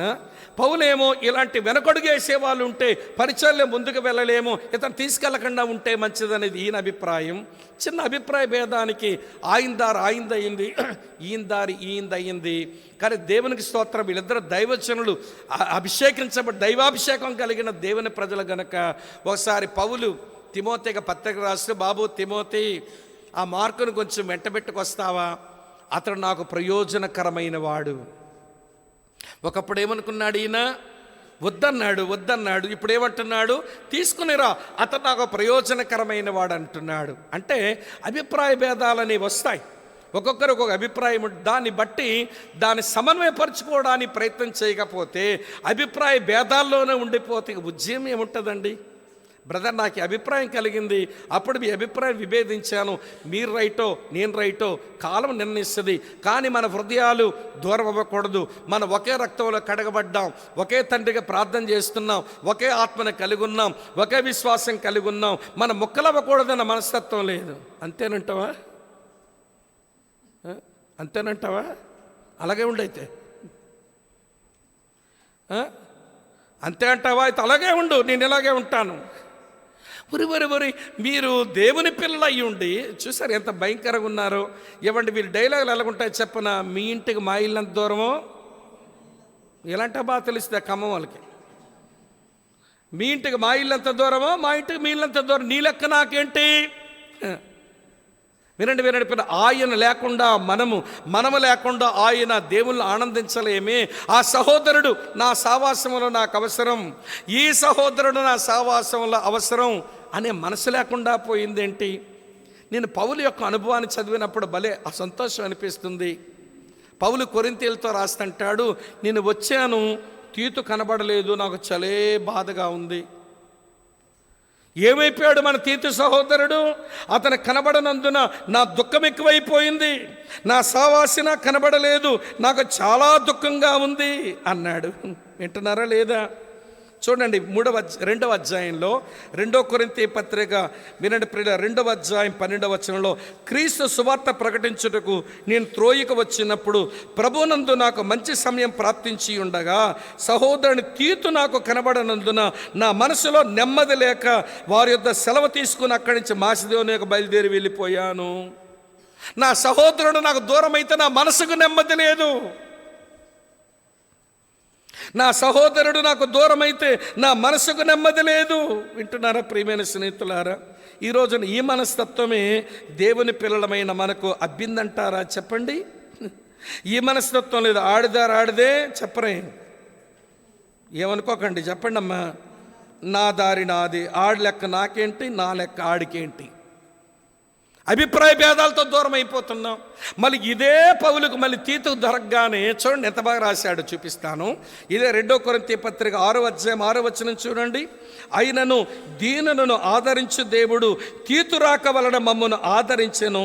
తీతురాక వల్ల మాత్రమే కాకుండా అతడు మీ అత్యభిలాషను, మీ అంగలార్పు నా విషయమై మీకు కలిగిన అత్యాసక్తి మాకు తెలుపొచ్చు. తాను మా విషయమై పొందిన ఆదరణ వలన కూడా మమ్మను ఆదరించిన గనుక నేను మరెక్కువగా సంతోషించింది. బరే అమ్మ 7 చెప్పానా? సారీ, క్షమించండి. 7వ అధ్యాయం 6-7 వచనాలు. అయినను దీనులను ఆదరించు దేవుడు తీతురాక వలన మమ్మల్ని ఏమి చేశాను? ఆయన లేకపోతే నెమ్మది లేకపోయాను, ఆయన వచ్చిన వల్ల మాకు ఆదరణ దొరికింది. ఏమంటే ఈ మనస్తత్వంతో దేవుని పిల్లలు ఎక్కడున్నారండి ఈ రోజుల్లో? అయ్యో, ఎప్పుడు చర్చిలో నాతో కనబడే నా సహోదరుడు ఏదో చిన్న అభిప్రాయ భేదం వచ్చింది, దూరం అయిపోతే నాకు నెమ్మది లేకుండా పోయానండి. మళ్ళీ ఎప్పుడు కలుసుకుంటానా, ఎప్పుడు కలిసి దేవుని సందులో ఆ బ్రదర్తో ఉంటానని మనసు లేకపోతే, ఏమంటే పౌలు అంటున్నాడు, అతను కనబడకపోవడం బట్టి నాకు నెమ్మది లేదు. ఇప్పుడు మళ్ళీ అతను వచ్చాడు, అతను రావటం వల్ల మా హృదయాలు ఆదరణ పొందాయి. మీరు కూడా మా ఎడ్ల కనపరిచిన అత్యాసక్తిని తీతు చెబుతుంటే నాకు భలే సంతోషం వచ్చింది. అక్క చెల్లి తమ్ముడన్నా వినండి, ఈ రోజున రివైవల్ ఎందుకు సస్టైన్ అవ్వడం లేదు? క్రిస్టియన్ చర్చిలో మన సంఘాలలో ఉద్యమం ఎందుకు కొనసాగించడం వల్ల నిలవడం లేదు అని అంటే, అభిప్రాయ భేదాలతో మొక్కలయ్యాం, సిద్ధాంతపరమైన విభేదాలతో మొక్కలయ్యాం, వ్యక్తులను బట్టి మొక్కలయ్యాం. అసలు దేవుని ఆత్మ వచ్చింది మొక్కలు చేయడానికి కాదు, మొక్కలని కలపడానికి వచ్చాడు ఆయన. ఎముకల లోయలో ఎముకలన్నీ కలపడానికి జీవం వచ్చినట్లుగా, ఏమండి, ఈ సంఘములో ఉన్న మనందరినీ కలపడానికే పరిశుద్ధాత్ముడు దిగి వచ్చిన వాడు. మీరు ఎఫెసీ పత్రిక 4వ అధ్యాయం 1వ వచనం చదవండి కావాలంటే. ఎఫెసీ 4 నోట్ చేయండి. అక్కడ ఏమని ఉంటుందంటే, కాబట్టి సమాధానమైన బంధము చేత ఆత్మ కలిగించు ఐక్యతను కాపాడుకొనుటయందు మీరు శ్రద్ధ కలిగి ఉన్న ఆత్మ కలిగించు ఐక్యత. అసలు పరిశుద్ధాత్మని కలిగి ఉన్నామంటాం, ఐకమత్యం కొరకు ఆరాటం లేదు. ఏమండి బ్రదర్, ఒకవేళ నీ అభిప్రాయం ఏదైతే అవ్వచ్చు, నా అభిప్రాయం ఇదే, సమయం మనల్ని కలుపుతుందిలే, మన విభేదాలతో మనం దూరం అవ్వద్దు. ప్రభు ప్రేమలోని నీవు దూరం నువ్వు వెళ్ళు, నా దూరం నేను వెళ్తాను. ప్రభు తగిన సమయంలో ఏమండి సరైన సమయం ప్రాప్తించేలా చేస్తాడు అనే మనస్తత్వం లేక ఆడి మీద ఈడికి పగ, చెప్పరే, వేడి మీద వాడికి పగ, ఈవిడి గారి మీద ఆవిడ రొసరొసలాడడం, ఈవిడ మీద ఆవిడ రొసరొసలాడడం. ప్రైజ్ అరే మూతెందుకు అట్లా చిత్రం ఏమండి, అంత భయంకరంగా దేవుడు పక్షపాత రాగం వచ్చింది, అలా మూత ఎట్లా తిప్పావు? పడ్డంలా. మళ్ళీ ఒకే రొట్టెని విరిచి తింటావు, ఒకే గిన్నెలో రసం త్రాగుతావు. చిన్న మొక్కే అని నవ్వులుతున్నావు, చిన్న చొక్కని మింగుతున్నావు. అది చిన్న మొక్కే, చిన్న చొక్కే, భవిష్యత్తులో చొక్కలు చూపెడుతుంది మనకి. అంటే అదే నరకానికి మనల్ని పంపవు, కానీ దేవుని తీర్పుకు మనల్ని గురి చేస్తుంది. అందుకనే మిమ్మల్ని మీరే విమర్శించుకున్నట్లయితే తీర్పు పొందకపోదురు అని అన్నాడు. కనుక ప్రభువా, అసలు మేమంతా ఒకే ఫ్యామిలీ, మేమెందుకో అభిప్రాయాలను బట్టో సిద్ధాంతపరమైన విషయాలకో ఏదో వ్యక్తులను బట్టో మేమెందుకు ముక్కలవ్వాలి? మేమంతా కుటుంబం, నీ కృప మాకు అనుగ్రహించు. నీవండి ఆ ఐకమత్యాన్ని కాపాడుకొని మీ ఉజ్జీవ స్థితిని ఉండే కృప దయచేయండి అని మనం వేడుకోవలసి ఉంది. మొదటి కారణం, వ్యక్తి పూజకు వారు చోటు ఇవ్వలేదు. రెండవ కారణం, శాఖాభేదాలకు తావివ్వలేదు. అమ్మా, మూడో సంగతి చెప్తాను వినండి. ఎందుకు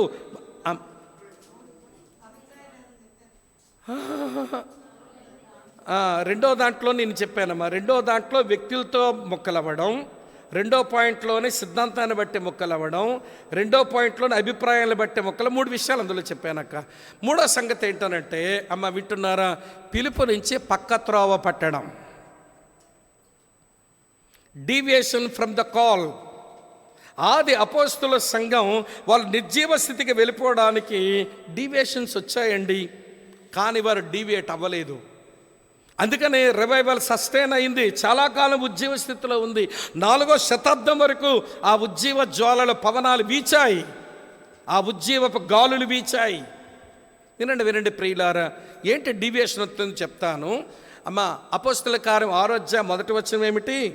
అపోస్తుల కార్యాలు 6వ అధ్యాయం మొదటి వచనం వినండి చాలా జాగ్రత్తగా. అపోస్తుల కార్యాలు 6వ అధ్యాయం. ఆ దినములలో శిష్యుల సంఖ్య విస్తరించుచున్నప్పుడు అనుదిన పరిచర్యలో తమలోని విధవరాండ్రను చిన్నచూపు చూచారని హెబ్రీల మీద గ్రీకు భాష మాట్లాడే యూదులు సనగసాగారు. ఇక్కడ విషయం చెప్తాను వినండి. సంఘములో మెంబర్స్ పెరిగారనుకోండి, మర్మరింగ్స్ పెరుగుతాయి. అమ్మ వింటున్నారా? అలాగనే సంఘములో సంఖ్య పెరిగింది అనుకోండి, సనుగులు మొదలవుతాయి. అందులోనికి అపోస్తుల కార్యం 6వ అధ్యాయంలో సమస్య ఎవరి వల్ల వచ్చిందనంటే, హెబ్రీ భాష ఆడాళ్ళు, గ్రీకు భాష ఆడవాళ్ళు వచ్చింది తంట. అందుకే అప్పుడప్పుడు అంటాను, 100 క్రాఫ్లు ఉన్న గొడవ ఉండవు కానీ 2 పిలకలు చాలు. 100 క్రాఫ్లు ఉన్నా ఏమి సమస్య ఉండదండి, 2 పిలకలు చాలు ముడెట్టేసుకోవడానికి. అందులో సంఘంలో అత్త పిలక కోడలి పిలక పడ్డాయి అనుకోండి, దెబ్బలాట. ఇక్కడ సేవకుడు చచ్చినట్టే, ఏపుకు తినేస్తాయి 2 పిలకలు. ఇప్పుడు సమస్య ఎక్కడి నుంచి వచ్చిందంటే, గ్రీకు భాష మాట్లాడే యూదా భాష మాట్లాడేటువంటి హెబ్రీ స్త్రీలకు మధ్య తగాదా వచ్చింది. వాళ్ళకి భోజనం బాగా పెడుతున్నారు, మాకు భోజనం సరిగా పెట్టలేదు.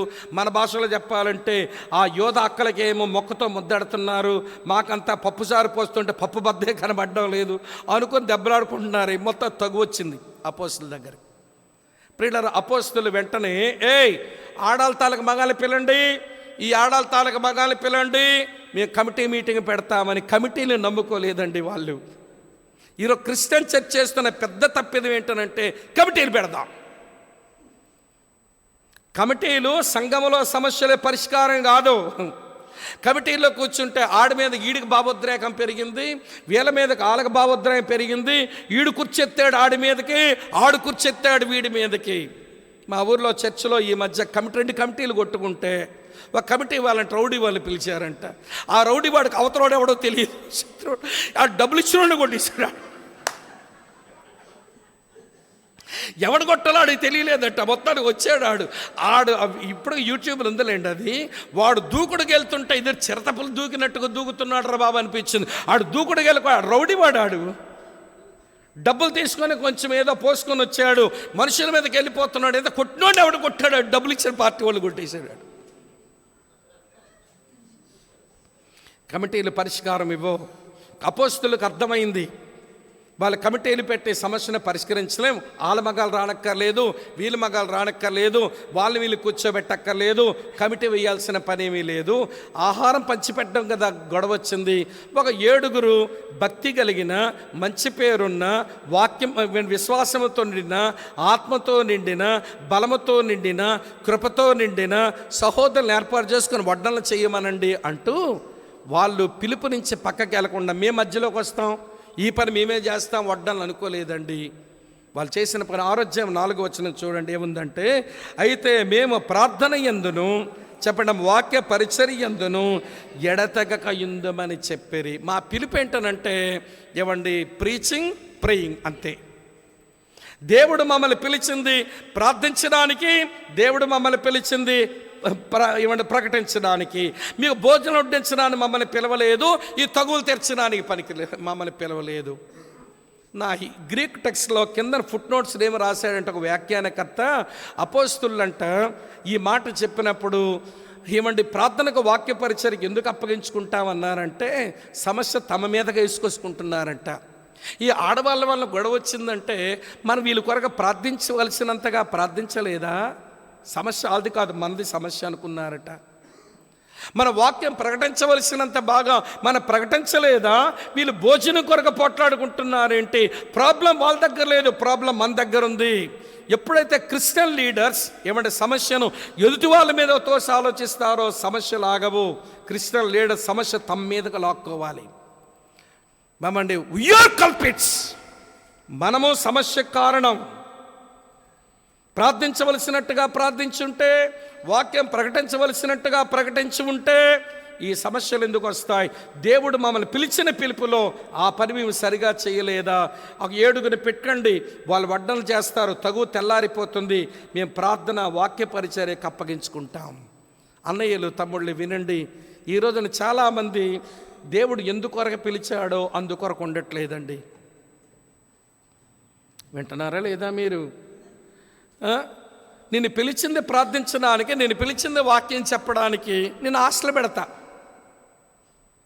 అనాథ పిల్లల్ని పెంచుతా, అందుకే పిలిచాడా నిన్ను? పిలిపేదైతే చెయ్యి, తప్పకుండా నువ్వు సక్సెస్ అవుతావు.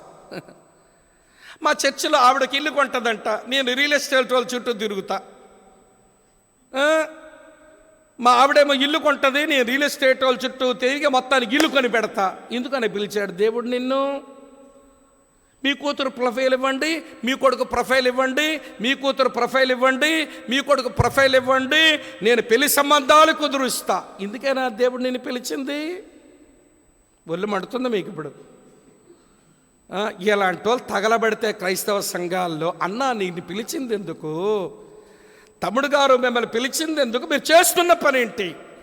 ఈ మాట సేవకులకి నాయకుల దగ్గర చెబితే నొచ్చుకుంటున్నారు, కానీ ఎప్పుడో డీవియేట్ అయిపోయామండి పిలుపులోంచి పెడదారి పట్టేసామండి మనం. ఇక ఉద్యమం ఏముంటుంది దేవుని పిల్లల మధ్య? నేను దేని కొరకు పిలిచాడో అందుకొరకు ఉండటం మానేసి వేరొక దాని దగ్గరే పరిగెత్తావెందుకు? నేను నా చిన్న క్రైస్తవ అనుభవంలో కొంతమంది చూశానండి. వారు పిలువబడిన పిలుపులో పనిచేసినప్పుడు వాళ్ళు వాక్యం చెబితే మనుషులు గుండె బాదుకొని నెత్తులు కొట్టుకొని ఏడవటం చూశాను. అదే దేవుని సేవకుడు వాక్యం చెబితే ఎప్పుడు ముగిస్తాడు రా బాబు, చంపేస్తున్నాడు రా బాబు, వదిలేస్తే బాగున్నారో అనుకునే పరిస్థితి కనబడుతుంది నాకు. నేను చెప్పేశాను అన్నగారికి, అన్న ఐఎమ్ సారీ ఇలా చెప్పానని మీరేమనుకోకండి. మీరు ఒకప్పుడు లాగా లేదు మీ పరిచర్య. మీరేదో మీ పిలుపు విషయమై, మీ పరిచర్య విషయమై కొంచెం ఇబ్బంది నాకు అనిపిస్తూ ఉంది. మీ పరిచర్య ఫలం మా సేవల్లో అనుభవిస్తున్నాం, కానీ ఈ రోజున మీ పరిచర్య అది ఒక విసిగించేలా తయారైపోయింది. మీరెక్కడో డీవియేట్ అయ్యారు. మరి నేను ముఖం మీదే చెప్పాను కాబట్టి ఆలోచించి నేను ఎక్కడ డీవియేట్ అయ్యానో ఎవడ తెలుసుకుంటే అన్నగారికి బాగుంటుందని ఏదో చిన్న ఆశ. ఎందుకంటే అలాంటి వాళ్ళు మా ఆధ్యాత్మిక నాయకులు కాబట్టి ఏమన్నా మోమాటం లేకుండా చెప్పాను. అలా కూడా చెప్తారండి అయ్యగారికి, బతికించినోడు కాబట్టి చెప్పాను. అసలు మన నోరు కుదురు ఉండదాయే, గంపనోరు ఒకటి ఇచ్చాడు కదా దేవుడు. ఏదో చెప్పాను, చెప్పిన తర్వాత నొచ్చుకోవచ్చు, కానీ మారితే నీ వల్ల ఎంత పని జరుగుద్దో అనిపిస్తూ ఉంటుంది నాకు. ప్రేమతో మీకు మనం చేస్తున్నాను, వినండి, డీవియేట్ అవ్వద్దు. దేవుడు దేని కొరకు పిలిచాడో ఆ పనిలో చిన్నదా పెద్దదా, అది ఘనత తెచ్చిందా లేకపోతే చవకబారుదా? మా మందిరంలో మార్క్ అని అబ్బాయి ఉంటాడు, వాడిని మెడికల్ కాలేజీలో పనిచేస్తాడు అబ్బాయి. అతను ఏ పని ఇచ్చినా, అన్న ఈ పని ఏ పనికి ప్రభువు నన్ను పిలవలేదనిపిస్తుంది, నా పని ఒకటే. ఏంటా పని అంటే, శనివారం వస్తాడండి 12:30 1 గంట వరకు మెడికల్ కాలేజీలో ఉండి 1 గంటకు వచ్చి ఆదివారం వచ్చే జనాలకి వాష్రూమ్స్ అన్నీ తలతలలాడేలాగా మొత్తం శుభ్రం చేసి వెళ్ళిపోతాడంతే. ఏం తమ్ముడు ఆ మార్కింగ్ వేరే పనులు ఉన్నాయి కదా? లేదన్న నా పని ఇందుకే దేవుడు పిలిచాడు. ఈ పని నేను బాగా చేయగలను. మన సంఘస్థుల కొరకు హార్పిక్ పట్టుకుంటాడు, చీపురు పట్టుకుంటాడు, ఫ్యాంట్ పైకి పెట్టేస్తాడు, నీళ్ళేస్తాడు, కడిగేస్తాడు. అసలు ఆదివారం చర్చికి వచ్చే వాళ్ళకి ఏమండి ఎంత నీట్గా ఉంటాయో వాష్రూమ్స్ ఆ పిల్లాడు చేస్తుంటే. అది పెద్ద గౌరవప్రదమైన పని కాదు. నా పిలుపు ఇదేనన్నా, ఇదే నేను చేయగలను, చేసేస్తాను. ఈరోజు దేవుడు ఎందుకొరక పిలిచాడో ఆ పిలుపులో దేవుని సేవకులమైన మేము, విశ్వాసులైన మీరు అందరం అక్కడే నిలిచి డివేట్ అవ్వకుండా ఉంటే రివైవల్ కొనసాగుద్ది. ఈరోజు సంఘాల్లో ఉద్యమం చల్లారిపోవడానికి గల కారణం అందరూ పిలుపు నుంచి పక్కదారి పెట్టిన వాళ్ళం అయిపోయాం. దేవుడు పిలిచింది ఒకందుకు, మనం పోయింది మరొకందుకు. ఆయన పిలిచింది ఒక పని కొరకు, చేస్తున్న పని మరొకటి అయిపోయింది ఈ రోజుల్లో.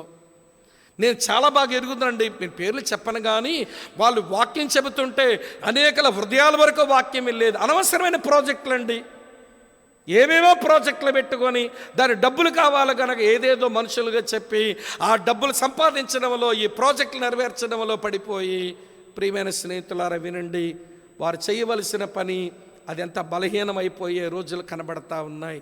భయపడుతూ చెప్తున్నాను, ఈ డేంజర్ నాకు ఉంటుందిగా. చెప్పండి, ఎన్ని చెప్పాను ఇప్పుడు మీకు? ఉద్యమం వాళ్ళు ఎందుకు కొనసాగించుకోగలిగారంటే, ఏమంటే వ్యక్తి పూజకి ఎక్కడా చోటు ఇవ్వలేదు, శాఖాభేదాలకు తావివ్వలేదు, వారి పిలుపు నుంచి పెడత్రోవ పట్టలేదు. 3 చెప్పాను. 4వ సంగతి చెప్తాను వినండి. 4వ సంగతి ఏంటనంటే, వాళ్ళు విచ్చలవిడితనానికి దారివ్వలేదు. No place for liberalisation. విచ్చలవిడితనానికి వారు చోటు ఇవ్వలేదు, అటకాయించారు విచ్చలవిడితనానికి. వినండి ప్రియమైన స్నేహితులారా, విచ్చలవిడితనానికి వారు చోటు ఇవ్వలేదు, దాన్ని ఆపడానికే ప్రయత్నం చేశారు. వినండి, కృపచేత విశ్వాసంతో రక్షించబడిన మనం ఏమంటే తెలుసుకోవాల్సిన విషయం చెప్తాను. ప్రపంచంలో 3 విధానాలు ఉన్నాయి. ఒకటేమో లీగలిజం, ఇది ధర్మశాస్త్రవాదం. మరొకటేమో లిబరలిజం, ఇది విచ్చలవిడివాదం. ధర్మశాస్త్రవాదం అంటే రూల్స్ కింద, రెగ్యులేషన్స్ కింద పెట్టి మనుషుల మీద ఉక్కుపాదం మోపి వినండి వాళ్ళు బానిసలుగా చేసే ఒక విధానం ఉంది క్రిస్టియానిటీలో. దాన్ని లీగలిజం అంటారు. వీళ్ళు ఏమంటారు, మెట్టుందా, మోకాలుందా, కంచుందా, కాపుదలుందా, చీకటి పట్టినోడు అచ్చేసావా, ఇచ్చేసావా, అచ్చేయకపోతే పాపంలో ఉన్నావు, ఇచ్చేయకపోతే పాపంలో ఉన్నావని మనుషులను స్లేవ్స్ని చేస్తారు, బానిసలు చేస్తారు. అది లీగలిజం ఉంది క్రిస్టియానిటీలో. అది అవతల ఒడ్డు. యువతల ఒడ్డున ఏముందనంటే లిబరలిజం. ఎలాగున్నా పర్లేదండి.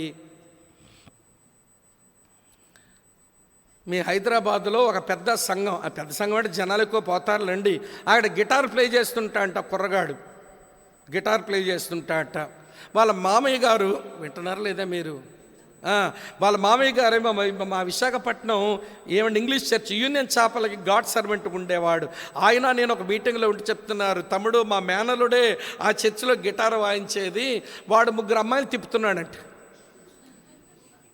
ఒరే ఏంట్రా నువ్వు 3 అమ్మాయిలతో నీ కనెక్షన్ ఏంట్రా? నువ్వు చేస్తున్న పని, నువ్వు సేవలో ఉండి గిటార్ వాయించి అసలు వాడు వర్షిప్ నడిపించాడంటే నిలబడి పాటలు పాడి గిటార్ వాయించి వర్షిప్ నా పరలోకం దింపేస్తాడంట. అక్కడ అంత బాగా పాడతాడంట, గిటార్ ప్లే చేస్తాడంట, అసలు చాలా లైవ్లీగా ఉంటుందంట అతను వర్షిప్ నడిపిస్తే. కానీ తమ్ముడు వాడు 3 అమ్మాయిలతో బ్యాడ్ ఫ్రెండ్షిప్తో ఉన్నాడు. ఎందుకురా నువ్వు అలాగ ఉన్నావంటే, ఏంటి మా అయ్యా మీ కృపలో ఉన్నాం. ఎక్కడున్నాం మేము? కృపలో ఉన్నాం. వినండి, ఉద్యమం వచ్చినప్పుడు వినండి ప్రియులారా, బోధ చాలా ఎక్కువ దొరుకుద్ది. ఉద్యమం వచ్చినప్పుడు మన సాక్ష్యాలు బాగా చెప్పే అవకాశాలు ఉంటాయి. ఉద్యమం వచ్చినప్పుడు దేవుని కృపలతో కూడా నిండిపోతారు దేవుని ప్రజలు. అప్పుడే ప్రమాదం వస్తుంది. ఈ డేంజర్ కొరింథీ చర్చికి వచ్చి చూపిస్తానండి. కొరింథీయులకు రాసిన 1వ పత్రిక 1వ అధ్యాయంలో చూడండి ఎంత బాగున్నారో వీళ్ళు.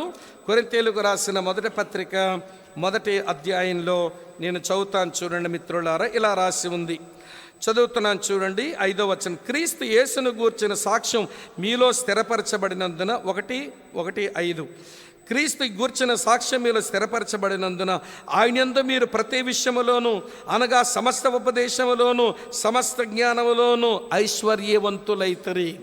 They were enriched in the doctrine. ఉపదేశంలో ఐశ్వర్యవంతులు అంటే వాళ్ళకి అన్నీ తెలుసు. తర్వాత చూడండి 7వ వచనం, గనుక ఏ కృపావరమందును లోపము లేక మీరు మన ప్రభువైన యేసుక్రీస్తు ప్రత్యక్షత కొరకు ఎదురు చూస్తున్నారు. కృపావరాల్లో చాలా బాగున్నారు, నిరీక్షణలోనే ఉన్నారు. అలాంటి టైంలోనే వినండి ప్రియులారా, అలాంటి సమయంలోనే మొదటి కొరింథీ పత్రిక 5వ అధ్యాయం 1వ వచనం చూడండి. 1 కొరింథీ 5వ వచనం, మీలో జారత్వం ఉన్నదన్న వదంతి కలదు.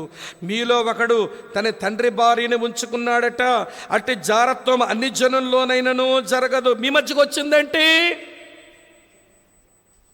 ఉపదేశంలో ఐశ్వర్యవంతులయ్యారు, కృపావరములో లోపం లేనోళ్ళయ్యారు, ఏమంటే జ్ఞానంలో ఐశ్వర్యవంతులయ్యారు, యేసు రాకడ కొరకు బలి ఎదురు చూస్తున్నారు. ఇలాంటి పరిస్థితుల్లో దేవుడిచ్చిన స్వేచ్ఛను మీరు దుర్వినియోగం చేసుకొని ఈ పాడు పనికి తావెందుకు ఇచ్చారు అని ఆపారు వాళ్ళు. పౌలు ఆపాడు, విచ్చలవిడితనానికి దారివ్వలేదు. ఒకవైపు లీగలిజం ఉంది, దాన్ని పౌలు కొట్టేశాడు. అవతల వైపు లిబరలిజం ఉంటుంది, దాన్ని కూడా పౌలు కొట్టేశాడు. ఆయన పడగొట్టిన దాన్ని మళ్ళీ కట్టలేదు, కొత్తది కట్టాడు. లీగలిజాన్ని పడగొట్టాడు, లిబరలిజాన్ని పడగొట్టాడు, కొత్త దాన్ని కట్టాడు. ఆయన కట్టిన కొత్తది ఏంటనంటే దేవుని కృపచేత నియంత్రించబడే జీవితం, లైఫ్ కన్స్ట్రైన్డ్ బై గ్రేస్. దేవుని కృపచేత నియంత్రించబడే, నిర్వహించబడే, వినండి ప్రియులారా, నడిపించబడే ఒక జీవితాన్ని ఇచ్చాడు. కృప నిన్ను బలవంతం చేయగా, ఆ కృప నిన్ను నడిపించగా ఒక పవిత్రమైన జీవితం నీ బ్రతుకులోంచి రావాలని. ఎందుకో చెప్పనా, లీగలిజంలో పాపమే పుట్టుద్దండి. ఇలాగ అడుగుతాను చెప్పండి. ఆదికాండం 2వ అధ్యాయం 17వ వచనంలో ఒక్క ఆజ్ఞ ఇచ్చాడు దేవుడు. ఏం పుట్టింది? అది పట్టుకొని వచ్చాడు కదా అమ్మ. ఆదికాండం 2వ అధ్యాయం 17వ వచనం దేవుడు ఒక ఆజ్ఞ ఇచ్చాడు. అది పట్టుకొని దుష్టుడు వచ్చి ఆ తొలి దంపతుల్లో ఏం పుట్టించాడు? పాపమే పుట్టించాడు. దేవుడు 10 ఆజ్ఞలు ఇచ్చాడు సీనాయి పర్వతం దగ్గర మోషేకి. ఆ మోషే వచ్చి 10 ఆజ్ఞలు అందించాడు. ఈ 10 ఆజ్ఞలు విన్నది వీళ్ళ జీవితంలోంచి విగ్రహారాధన పాపం మళ్ళీ వచ్చేసింది. తరువాత ధర్మశాస్త్రంలో 613 ఆజ్ఞలు ఇచ్చాడు దేవుడు. మళ్ళీ వాళ్ళ బతుకుల పాపం వచ్చింది. రూల్ ఎప్పుడూ కూడా అమ్మ వింటున్నారా, సిన్ని ప్రొడ్యూస్ చేస్తుంది. ఎందుకంటే రూల్ తప్పేం కాదు, ఆజ్ఞ తప్పేం కాదు, ఆజ్ఞ నీతి గలది, ఉత్తమమైనది, పరిశుద్ధమైనదే. కానీ సమస్య ఎక్కడుందనంటే ఆజ్ఞలు నెరవేర్చగలిగిన సత్తా మన లోపం లేదు, ఆజ్ఞలు నెరవేర్చగల బలం మన లోపం లేదు. ఆ కారణం చేత పాపం ఉత్పన్నం అవుతుంది. కనుక ఈ లీగలిజాన్ని పడగొట్టేస్తే లిబరలిజం, స్వేచ్ఛలో దేవుడు తెచ్చాడు, స్వేచ్ఛలోకి తెచ్చాడని విచ్చలవిడిగా బతికితే మళ్ళీ ఏం పడుతుంది? పాపం ఏం పడుతుంది? పాపాన్ని పుట్టించే లీగలిజం, పాపాన్ని పుట్టించే లిబరలిజం, ఈ రెండూ నేను పడగొట్టి కృపతో నియంత్రించబడే కొత్తది నేను స్థాపిస్తున్నాను. ప్రభువు నాకు అనుగ్రహించింది, యేసు మనకు అప్పగించింది. మీరు కృపతో పరిశుద్ధంగా జీవించాలి. దాని కొరకు పోరాటమే చేశాడండి పౌలు. లీగలిజాన్ని కొట్టేస్తున్నందుకు నేనంటే పరిసయ్యులతో దెబ్బలాట వస్తుంది, లిబరలిజాన్ని కొట్టేస్తున్నందుకు ఆ రోజుల్లో సద్దూకేలతో గొడవ వస్తుంది.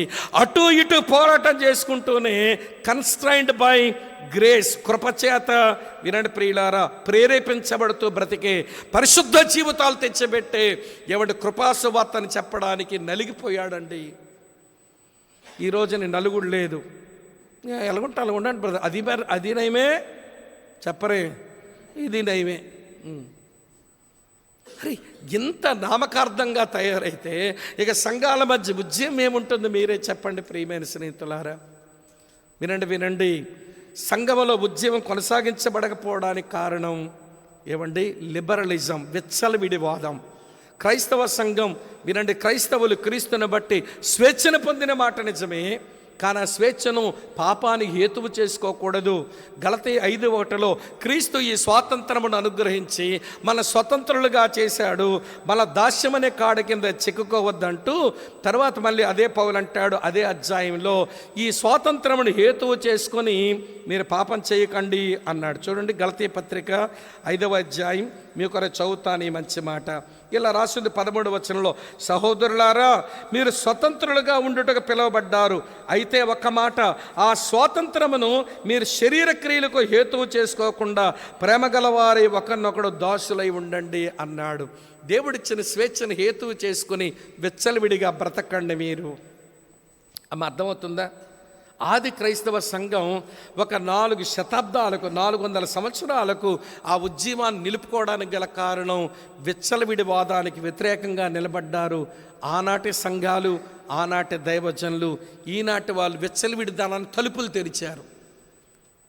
అన్నా మరి అతను సింగింగ్ నడిపిస్తాడు కదా, గిటార్ వాయిస్తా, మరి 3 అమ్మాయిలతో ఫ్రెండ్షిప్ నడిపిస్తున్నాడని అక్కడ ఉన్న అయ్యగారికి తెలుసు అన్నాను. అతనికి ఎందుకు తెలియదు తమ్ముడు, కృపలో ఉన్నాను అంటాడుగా. ఏమైనా ఎలాగైనా జీవించపర్లేదు, నువ్వు కృపలో ఉన్నావంతే. అక్కడికి వెళ్ళి ఒక కుర్రగాడిని ఎరుగుదును నేను, అది హైదరాబాద్. అక్కడికి వెళ్ళి కుర్రగాడిని ఎరుగుదును. వాడు ఆ ప్రాంతంలో ఏమంటే మీకు బియ్యం మూటలు వేస్తానని అందరూ డబ్బులు లాగేస్తుంటాడట.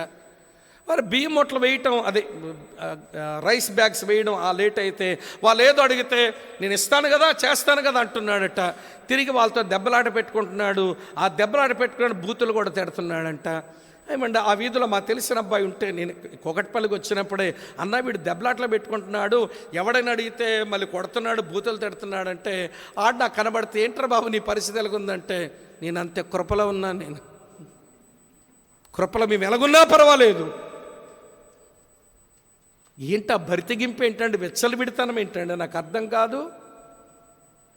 అక్కా చెల్లి తమ్ముడన్నా వినండి, సంఘములో ఉద్యమం కొనసాగించబడ్డానికి ఏమండి స్వేచ్ఛావాదాన్ని ఆపారండి వాళ్ళు. ఇంకెక్కువ చెప్పలేను, ఎన్నొచ్చాయి ఇప్పుడు మనకు. మొదటిది ఏంటో చెప్పండి, వ్యక్తిగత పూజకు తావివ్వలేదు, శాఖాభేదాలకు ఏమంటే అవకాశం ఇవ్వలేదు, పిలుపులో నుంచి పెడత్రోవ పట్టలేదు, విచ్చలవిడితనానికి అవకాశం ఇవ్వలేదు. 5వ సంగతి చెప్తాను వినండి. 5వ సంగతి ఏంటంటే, వాళ్ళ రివైవల్ వాళ్ళు కొనసాగించడానికి గల కారణం పరిచర్యను వ్యాపారంగా చేయలేదు. There was no commercialization in Christian ministry. Early ఏమండి సెంచరీలో, మొదటి శతాబ్దంలో పరిచర్యని వ్యాపారంగా చేయలేదు. ఎలా చేశారో చెప్తాను వినండి. అందరు రండి ఒకసారి. అపోస్తల కార్యాలు 3వ అధ్యాయానికి రండి. 2వ అధ్యాయం ముందు చూడండి. 2వ అధ్యాయంలో చదువుతాను, 45వ వచనం. ఇదియోగాక వారు తమ చరాస్తులను అమ్మి అందరికీ వారి వారి అక్కర కొలది పంచిపెట్టారు. ఇవన్నీ కూడా ఆస్తులమ్మి తెస్తున్నారు.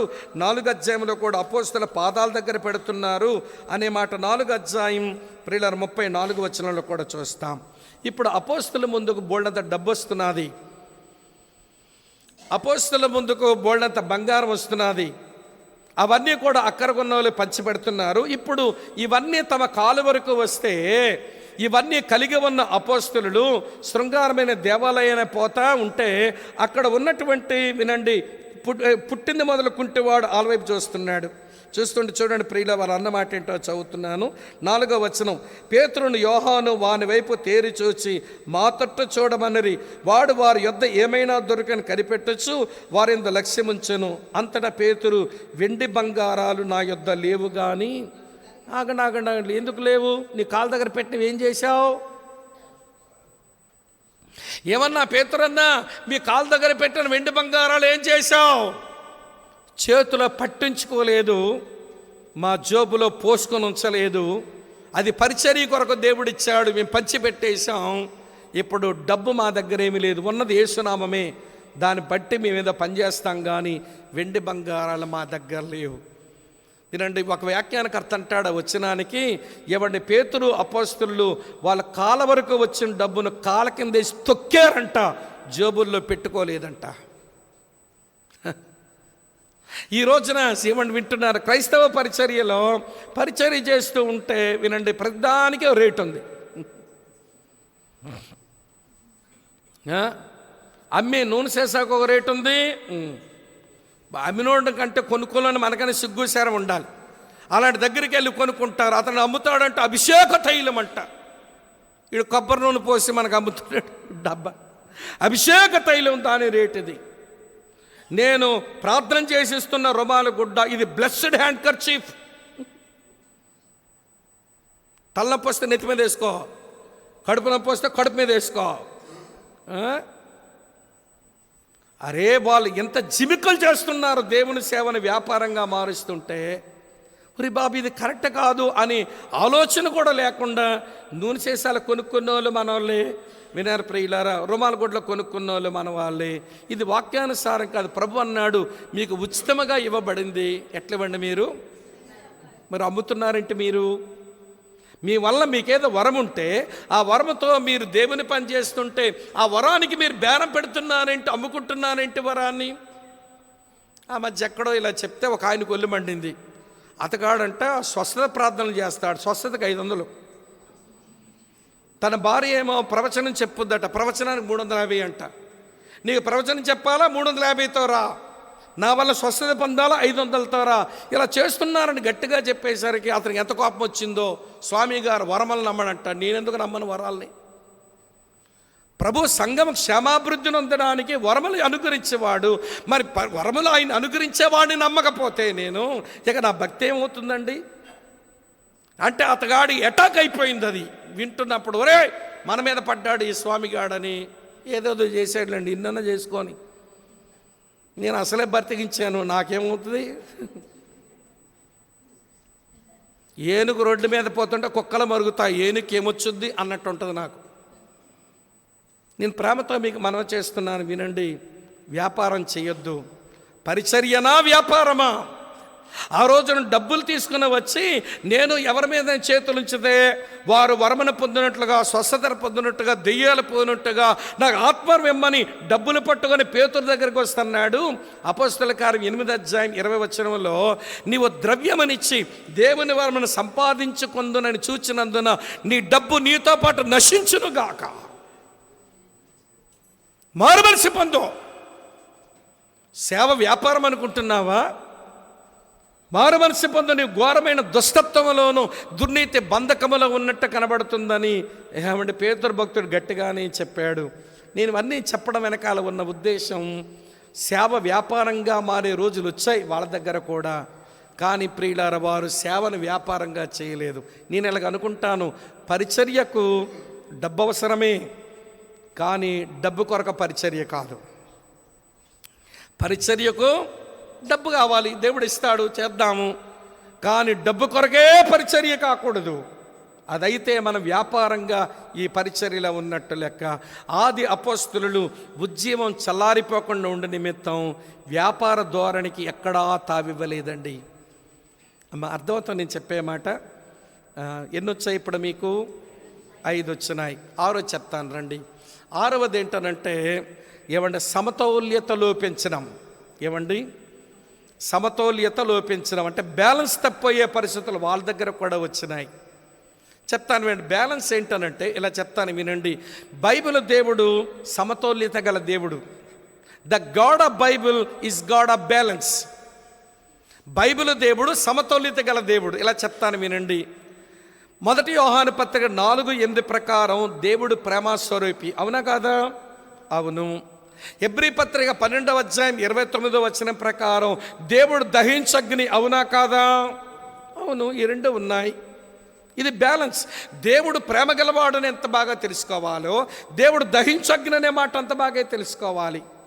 ఇది బ్యాలెన్స్. ఇంకా చెప్తాను వినండి. ప్రార్థన చేసుకుని బ్రతకాలి. అవును, అంతే, ఖచ్చితం. అది వాక్య ధ్యానం కూడా చెయ్యాలి. అపోస్తుల బోధ యందును ప్రార్థన యందును ఎడతెక్కని. ఇది బ్యాలెన్స్. నాకంతా ప్రార్థన నుండి వాక్యంతో సంబంధం లేదంటే సైతాన్ని నేను దారి తెప్పిస్తాడు. నేను ప్రార్థన చేయనండి, నేను ఎప్పుడూ వాక్య ధ్యానమే చేస్తానంటే నేను భక్తిలో నేను చాలా బలహీనుడిగా మార్చేస్తాడు దుష్టుడు. ఈ 2 అవసరం. ఇది బ్యాలెన్స్. వాక్య ధ్యానం, ప్రార్థన, ఇది బ్యాలెన్స్. ఈ 2 అవసరమే. అర్థమవుతుందమ్మా? బ్యాలెన్స్. 3వ బ్యాలెన్స్ చెప్తాను వినండి. ఏమంటే దేవుని పిల్లలకు ఫలం అవసరం, ఆత్మఫలం. దేవుని పిల్లలకు వరములు అవసరం. వరములు కావాలి, ఫలము కావాలి. ఫలం ఒకటేనండి. వరములు వద్దనుకుంటే వీళ్ళు నాన్ క్యారిస్మాటిక్స్ అంటున్నారు. ఏమండి మాకంతా వరములేనండి, ఫలముతో పని లేదనండి ఈ వరముల మీద పడిన వాళ్ళని క్యారిస్మాటిక్స్ అంటున్నారు. ఇవ్వండి, అది కాదు. బైబిల్ 2 చెప్తుంది. వరములతో లోపలున్న వారికి పరిచర్య చెయ్యు, క్షేమాభివృద్ధి నందునట్లు. ఫలముతో బయట వాళ్ళని ఆకర్షించు, అనేకులు రక్షించబడ్డాను. వరం అవసరమే, ఫలం అవసరమే. అర్థం? ఇది బ్యాలెన్స్. ఆది అపోస్తలులు ఎక్కడ బ్యాలెన్స్ తప్పిపోకుండా అమ్మ వింటున్నారా? కాపాడుకుంటున్నారు. వరముల గురించి చెప్పారు, ఫలముల గురించి చెప్పారు. వరములు ఎన్నున్నా ప్రేమ లేకపోతే వరములన్నీ వ్యర్థమేనరా బాబు, ఈ ఫలం కూడా ప్రాముఖ్యం. అందుకే 1 కొరింథీ పత్రిక 13వ అధ్యాయం ఆ ఉద్దేశంతోనే రాశాడు పౌలు. ఆ ఉద్దేశంతో రాసి ఆ మార్గానికి ఒక పేరు పెట్టాడు. నా భలే నచ్చింది ఆ మాట. చూడండి 12వ అధ్యాయం చివరిలో ఏముంటుందో. 1 కొరింథీ పత్రిక 12వ అధ్యాయం చివరిలో ఏముంది చూడండి. మీరు చదివితే బాగుంటుంది. చదవండి అమ్మా. కృపావరములలో శ్రేష్టమైన వాటిని ఆసక్తితో అపేక్షించండి, ఇదియుగాక సర్వోత్తమైన మార్గమును మీకు చూపుచున్నాను. ఏది సర్వోత్తమమైన మార్గం అంటే వరములతో పాటు ప్రేమ ఉండాలిరా బాబు అని 13వ అధ్యాయంలో ఆ సర్వోత్తమమైన మార్గాన్ని చూపిస్తానని ప్రేమ గురించి రాశాడు. ఫలం అవసరం, వరం అవసరం. వరముతో లోపల సేవ చేద్దాం, ఫలముతో బయటకు సేవ చేద్దాం. అమ్మ అర్థమవుతుందని మీ బ్యాలెన్స్ కనబడుతుందా? మీరు బ్యాలెన్స్గానే ఉన్నారు ఇక్కడ?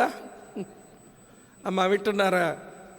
అమ్మ అర్థమవుతుందా? దేవుడు ప్రేమస్వరూపి, దేవుడు దహించు అగ్ని.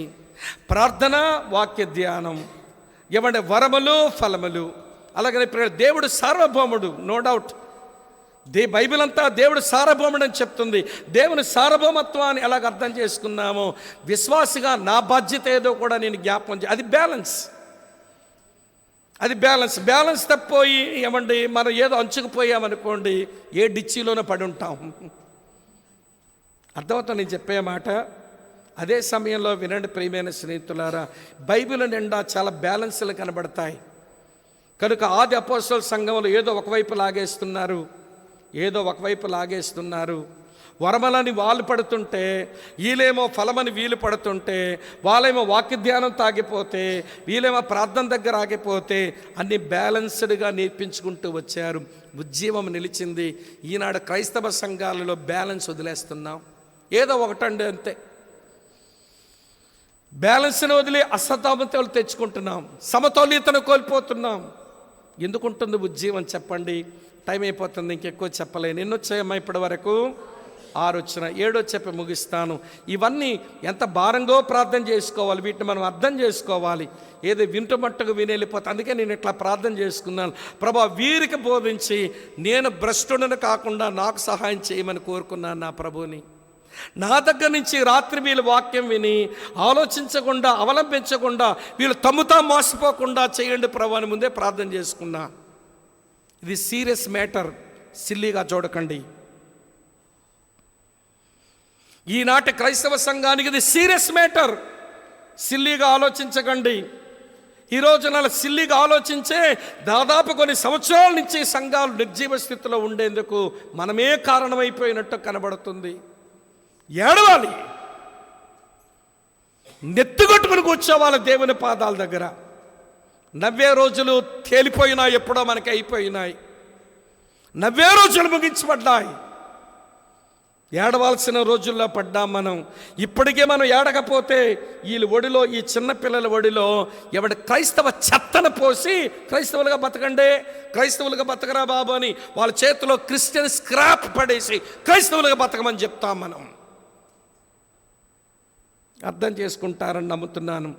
చివరి విషయం చెప్తాను వినండి ప్రియులారా. 7వ సంగతి, క్రైస్తవ సంఘం, ఆది అపోస్తలుల సంఘం ఉజ్జీవాన్ని కొనసాగించుకోవడానికి వినండి స్తంభించిపోకుండా బ్రతికారు. There was no stagnation. వారు స్తంభించిపోలేదండి. అంటే ఏ స్థితికి వచ్చారో చాలు అనుకోలేదు, ఇనఫ్ అనుకోలేదు, చాలే అనుకోలేదు.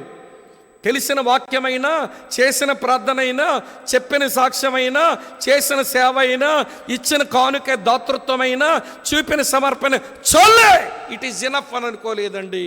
ఇంకేదో ఉంది, నేను ఇక చేయాల్సింది ఏదో ఉంది. అందుకని ఈ మాట చదివించాను. తొలకరి వర్షమును కడవర వర్షమును ఆయన కురిపించేవాడు. తొలకరి వర్షంలో తడిచి చాలనుకుంటే ఎట్లా? కడవర వర్షం వద్దా నీకు? తొలకరి వర్షముతో తడిచాము. రివైవల్ ఎప్పుడో కూడా పైనుంచి పడేటువంటి వర్షము లాంటిది, మనలో మండిస్తున్న ఒక మంట లాంటిది. అమ్మ వింటున్నారా? ఇది రగలాల్సిందే, అది పడాల్సిందే. వినండి, అయిపోయింది చాలు అనుకోకూడదు, ఇంకా ఏదో ఉంది అని స్తంభించిపోయి ఉండిపోకుండా, స్టాగ్నేటెడ్ అయిపోకుండా. అందుకని ఎర్లీ క్రిస్టియన్స్ని ఆ రోజుల్లో ఏమనే వాళ్ళట, ఒక చరిత్రకారుడు రాస్తాడు, ఎర్లీ క్రిస్టియన్స్ ఆర్ కైనెటిక్స్ అన్నాడు. కైనెటిక్స్ అంటే దూసుకుని పోయే వాళ్ళంట, స్తంభించిపోయి ఉండలేదు. యెరూషలేములో ఇబ్బందులు పెడుతున్నారా, యోదయకి వెళ్తాం. యోదయలు ఇబ్బందులు పెడుతున్నారా, సమరయకి వెళ్తాం. సమరయలు ఇబ్బందులు పెడుతున్నారా, బూదిగంతాలకు వెళ్ళిపోతాం. వాళ్ళు స్తంభించిపోలేదండి. సువార్తను ప్రకటించుకుంటూ, సాక్షులుగా జీవిస్తూ, చేయవలసిన సేవ చేస్తూ వెళ్ళిపోతున్నారు అంతే. ఈ రోజున క్రైస్తవులం స్టాగ్నెట్ అయిపోయాం. ఇంత చాలులే, తెలిసిన వాక్యం ఇంత చాలు, చేసిన ప్రార్థన ఇంత చాలు, చెప్పిన సాక్ష్యం ఇంత చాలు, చేసిన సువార్త ఎంత చాలు, ఇచ్చిన సమర్పణ ఎంత చాలు. స్టాగ్నేట్ అయిపోయాం. మీరేమనుకోపోతే మాట చెప్తాను, ప్రవహించే నీళ్లు చూడ్డానికి ఆహ్లాదమే, చాలా ప్రశాంతతను మనసుకి ఇస్తాయి. నిలిచే నీళ్లు కంపు కొడతాయి. స్టాగ్నేటెడ్ వాటర్ అది స్టింకీ స్మెల్, ఒక దుర్వాసన కొడుతుంది. సాగిపోయే నీళ్లు ఆహ్లాదాన్ని కలిగిస్తాయి. క్రైస్తవుడు సాగిపోయేవాడు కానీ స్తంభించిపోయేవాడు అవ్వకూడదు. స్తంభించామా దుర్వాసన. మా విశాఖపట్నంలో చర్చ్ ఉందన్న, భలే నచ్చుంది ఆ చర్చ్. అది మెయిన్ లైన్ చర్చ్ అనుకోండి. నేను అలాంటి బ్యాప్టిస్ట్ చర్చ్ని ఈ 2 రాష్ట్రాల్లో చూడలేదండి. ఆ చర్చ్ ఏం పాలసీ పెట్టుకున్నారంటే, మనీ స్టాగ్నేట్ అవ్వకూడదు, మెంబర్స్ కూడా స్టాగ్నేట్ అవ్వకూడదు. వరములున్న మెంబర్స్ అంతా బ్రాంచ్ చర్చిలకు వెళ్ళి పరిచర్య చేయాలి. మీరెవరు స్టాగ్నేట్ అయ్యి మెయిన్ చర్చిలో కూర్చోకండి. నీకు సువార్త చెప్పే వరం ఉంది, సువార్త పనిలో ఉండు. లేకపోతే బ్రాంచ్ చర్చికి వెళ్ళి వాక్యం చెప్పే వరం ఉంది, నువ్వు అక్కడ వెళ్ళి. మొత్తం అంతా స్కెడ్యూల్ వేసి పంపుతూ ఉంటారండి. మెంబర్స్ని స్టాగ్నేట్గా ఉంచరు, మనీ కూడా స్టాగ్నేటెడ్గా ఉంచరు. వాళ్ళ పాలసీ ఏంటనంటే, వినండి, ఏప్రిల్ 1వ తారీఖు నుంచి మార్చి 31 వరకు వచ్చిన కానుకలన్నీ దేవుని పనిలో ఖర్చు పెట్టి ఏప్రిల్ 1 జీరో బ్యాలెన్స్ ఉండాలి. లక్షలు వస్తాయి ఆ చర్చికి, తెలుసా మీకు? కల్వరి చర్చ్ లక్షలు అంటున్నారు. కోట్ల రూపాయల్లో కానుకలు వస్తాయండి. కానీ మార్చి 31 జీరో బ్యాలెన్స్. మనీ స్టాగ్నేట్ అయి ఉంటే మనం కొట్టుకు చేస్తాం. దేవుని పరిచర్య కొరకు వారు పనులు చేసుకునే వాళ్ళు ఇచ్చారు, దేవుని పరిచర్య ఖర్చు పెడదాం. నేను ఒక 2 సంవత్సరాలకి 3 సంవత్సరాలు చూస్తున్నాను. మార్చి 31 అయిపోయిన తర్వాత డబ్బులు మిగిలిపోతున్నాయి. వీళ్ళకి ఎక్కువ వస్తుందండి. దేవుడి పిల్లలు ఇస్తున్నారు. మీకు విడ్డూరం చెప్పనా, ప్రతీ నెల వినండి, ఒక టీచింగ్ ప్రోగ్రామ్ ఉంటుంది, ఒక సెమినార్ నడుస్తూ ఉంటుంది. పిల్లల కొరకు, యూత్ కొరకు, ఉమెన్స్ కొరకు, బ్రదర్స్ కొరకు ఉంటాయి. సంవత్సరంలో 3-4 సార్లు. లాస్ట్ ఇయర్ నేను 9 సార్లు పనిచేశాను వాళ్ళ చర్చికి పోయి. 9 టైమ్స్ పోయానండి. 6 సెమినార్లు చేశానండి, ఒక టీచింగ్ ప్రోగ్రామ్ చేశాను, 2 రివైవల్ మీటింగ్స్లో మాట్లాడాను చర్చిలో లాస్ట్ ఇయర్ 2024లో. బాగా ఖర్చు పెడతారు, అయినా డబ్బులు మిగిలాయంట. ఏం చేద్దామనుకుని వీళ్ళు ప్రేయర్ చేసుకొని తీర్మానించినారు. వాళ్ళ తీర్మానం ఏంటంటే, వైజాగ్లో ఉన్న సేవకులందరినీ పిలిపించి అందరికీ ఒక ట్రాలీ బ్యాగ్ కొనిద్దాం, సేవలో వీళ్ళకి ఉపయోగపడదు. ఒక 5,000 రూపాయల ట్రాలీ బ్యాగులు కొని పంచి 2 లారీలు తెప్పించారు. పంచో మిగిలే డబ్బులు ఇద్దాం. మన డినామినేషన్ కాదాలు, బ్యాప్టిస్ట్ వాళ్ళు వీళ్ళు కాదు, కానీ ఎవరో సేవలో ఉన్నారుగా, వాళ్ళు లిస్ట్ అవుట్ చేసుకొని దానికి సంబంధించినవన్నీ ఆ పెద్ద ట్రాలీ సూట్ కేసులు లారీలతో తెప్పించి పంచారు. ఈ సంవత్సరం కూడా డబ్బులు ఎక్కువ మిగిలిపోయాయి. మొన్న కూడా మిగిలితే వాళ్ళు చేసే పని ఏంటో తెలుసా అండి? ఒక్కొక్కరికి సేవకులకి ఎవరైతే మన దగ్గరకు వచ్చి పరిచయం చేస్తున్నారో, లేకపోతే వాళ్ళ పరిచయం నమ్మకం చేస్తున్నారో, క్రిస్మస్ క్లోతింగ్ కొనుక్కోవడానికి 5,000 రూపాయలు చెక్కులు రాసి ఇచ్చేయండి అన్న. నాకు వచ్చింది ఒక 5,000 రూపాయల చెక్కు, నాకు పంపించారు. మనీ స్టాగ్నేట్ అవ్వకూడదు, మెంబర్ స్టాగ్నేట్ అవ్వకూడదు. స్టాగ్నేషన్ అది క్రైస్తవ పద్ధతి కాదు, మనం దూసుకుని పోయే వాళ్ళమే. వినండి, అయితే సంఘంలో భవిష్యత్తుకు అవసరాలు ఉంటే పోగు చేసి పొదుపు చేసి ఉంచి సేవను కట్టడం చెయ్యాలి మనం. అదేదో ప్రామాణికమని నేను చెప్పడం లేదా, చర్చిలో ఉన్నది. వాళ్ళు అట్లా చేయడానికి ఒక పెద్ద ఆయనవన్నీ రాసి చచ్చిపోయాడు అతను. ఆయన రాసినటువంటి ఆ బైలాసిని పట్టుకొని సంఘం నడిపించుకుని గొడవలు లేవండి ఆ చర్చిలో. ఇన్ని కోట్ల రూపాయలు వచ్చినా మాకు లీడర్షిప్ కావాలి, లీడర్షిప్లో వచ్చాడంటే బోర్డంత పని చేయాలి అతగాడు. అందుకని గొడవలే లేవు, డబ్బులు కూడా ఎవరి చేతిలో మిగలవు. డబ్బుకి గొడవ లేదు, అధికారానికి గొడవ లేదు. ఇది మీకు ఎందుకు చెప్పానంటే, మనం సాగిపోదాం, మనం స్తంభించుండిపోవద్దు, దూసుకుని పోదాం. మన ముందు ఇంకేదో ఉంది చేయాల్సింది, మన ముందు ఏదో ఉంది మనం సమర్పించుకోవాల్సింది, మన ముందు ఏదో ఉంది మనం ఇవ్వవలసింది. కనుక ప్రియుల సాగిపోదాం. మీరు అపోస్తలుల కార్యం 8వ అధ్యాయం మీరు 1-2 వచనాలు చదివితే వాళ్ళ శ్రమలు సంభవించినప్పుడు వారు సాగిపోతూ సువార్త చెప్పుకుంటూ పోయారు, స్టాగ్నేట్ అయిపోలేదు. కనుక వినండి, వాళ్ళు స్తంభించడానికి ఇష్టపడలేదు. అందుకనే రివైవల్ అది కొనసాగింది. ఈరోజు మనం స్తంభించిపోయాం, ఎక్కడో తృప్తి వచ్చేసిందండి మనకు, చాలే, సాటిస్ఫైడ్. మన భక్తిలో మనం సంతృప్తి చెందిపోవడం, మన భక్తిలో చాలే అనుకోవడం. మీరేమనుకోపోతా మాట అన్నా చేసిందేమో ఆవగింజంత పనిగా అని వీళ్ళు సంతృప్తి మాత్రం కొబ్బరి బండం అంత ఉంది. దేవునిలో వీళ్ళు చేసిన పని ఆవగింజంతే, వీళ్ళు పొందిన సంతృప్తి మాత్రం కొబ్బరి బండం ఉంటుంది, చాలే. ఉజ్జీవం మన మధ్య ఎలా ఉంటుంది చెప్పండి. ఇవన్నీ వినండి, వ్యక్తి పూజ చోటు ఇచ్చామా, ఉజ్జీవానికి ఆటంకం మన ముందే మనం తెచ్చిపెట్టుకుంటున్నాం. శాఖా భేదాలు బట్టి ముక్కలవుతున్నామా, ఉజ్జీవాన్ని మనమే పాడు చేస్తున్నాం. అమ్మ వింటున్నారా? పిలుపు నుంచి పెడత్రోవ పెట్టామా, ఉజ్జీవాన్ని మనమే పాడు చేస్తున్నాం. విడిపోవడానికి తలుపులు తెరిచామా, మనమే ఉజ్జీవాన్ని పాడు చేస్తున్నాం. సమతౌల్యతను మనం కాపాడుకోపోతున్నామా, మనమే ఉజ్జీవాన్ని పాడు చేస్తున్నాం. పరిచర్యని వ్యాపార ధోరణకు మార్చేస్తున్నామా, కన్జ్యూమర్ మైండ్తో బతుకుతున్నామా సేవలో? ఇవ్వండి, ఉజ్జీవాన్ని మనమే పాడు చేస్తున్నాం. దేవునిలో స్తంభించిపోయామా ప్రియులారా, మనమే ఉజ్జీవాన్ని మన పాడు. ఆది క్రైస్తవ సంఘం ఆనాటి పెద్దలకు మన హృదయపూర్వక వందనాలు చెల్లించాలి.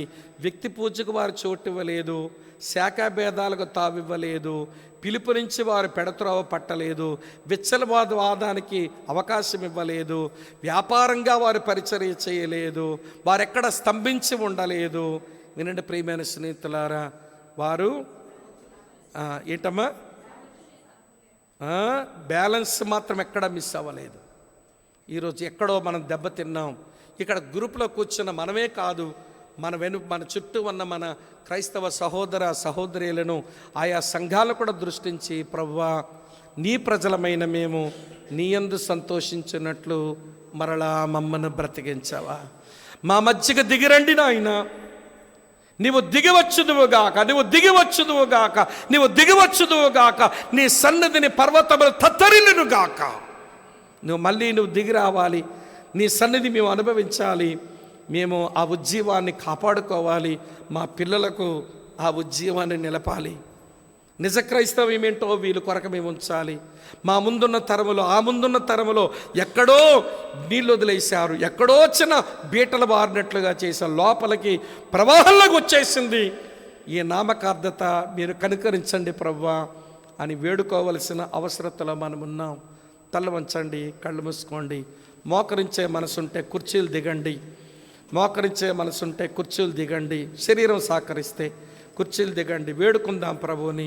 ప్రభువా నీ ప్రజలమైన మేము నీ యందు సంతోషించినట్లు మరలా మమ్మను బ్రతికించవా నాయన, మరలా మమ్మను బ్రతికించవా. ఎక్కడో మేము నులివెచ్చగా మారిపోయాం, ఎక్కడో మేము జీవాన్ని కోల్పోయాం, ఎక్కడో మేము పాపానికి తావిచ్చాం, ఎక్కడో మేము లోకంతో రాజీ పడిపోయాం, ఎక్కడో మేము తొలి ప్రేమను పోగొట్టుకున్నాం, మేము నిస్సారమైపోయాం నాయన. మీరు కనికరించకపోతే, మళ్ళీ మీరు తొలకరి వర్షం కడవరి వర్షం కురిపించకపోతే, నీవు జోక్యం చేసుకోకపోతే మా పిల్లలకు నిజ క్రైస్తవ్యమే మిగల్చలేని క్రిమినల్స్గా మారిపోతాం, నేరస్తులుగా మేము మారిపోతాం. ప్రభువా కనికరించవా అని ప్రార్థన చేసుకుందాం. ప్రియులారా అడుగుదాం, వేడుకుందాం. ఎప్పటి వరకు వ్యక్తి పూజలు ఎన్ని జరగడం లేదంటారు, శాఖాభేదాలు ఎన్ని తెచ్చుకోలేదు. అయ్యయ్యో, పిలుపు నుంచి ఎంతమంది పెడత్రోవ పట్టలేదు, ఎంతమంది సమతౌల్యతను కోల్పోలేదు, ఎంతమంది సేవను వ్యాపారంగా చేసేవాళ్ళు కనబడడం లేదు. ఇవన్నీ ఉజ్జీవానికి ఆటంకాలు మన చుట్టూ ఒక పెద్ద ప్రవాహంలాగా, ఉప్పెనలాగా, సునామీలాగా మీద పడుతున్నాయి. నిర్లక్ష్యంగా ఎలా కూర్చోబుద్ధి అవుతుంది అన్నగారు? పట్టి పట్టనట్టుగా కూర్చోవాలని ఎట్లా అనిపిస్తుంది? అక్క చెల్లి ఆలోచిద్దాం. స్తంభించిపోయాం, ఎక్కడో చాలే అని మనమే స్వయం సంతృప్తి పొంది ఆగిపోతున్నాం. ప్రభువు కనికరించాలి. మరోసారి తన ఉజ్జీవ జ్వాలలను, తన ఉజ్జీవ పవనాలను మన మీదకు విసరాలి. అలాగ వేడుకుందాం. ప్రభువా కనికరించవా, నీ ప్రజలమైన మేము నీ యందు సంతోషించినట్లు మరలా మమ్మల్ని బ్రతికించండి, మరలా మమ్మల్ని బ్రతికించండి.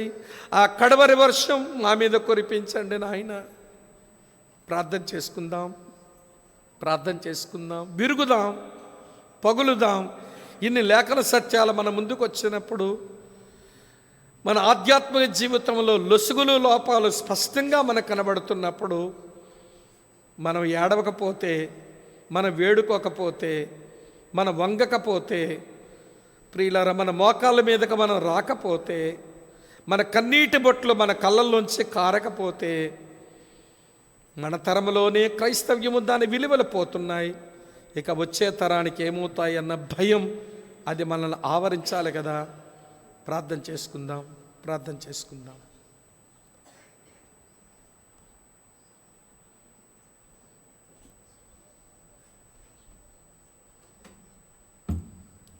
ప్రార్థనలో ఉండండి, పర్లేదు, నోరు తెరిచి కూడా ప్రార్థన చేసుకోవచ్చు.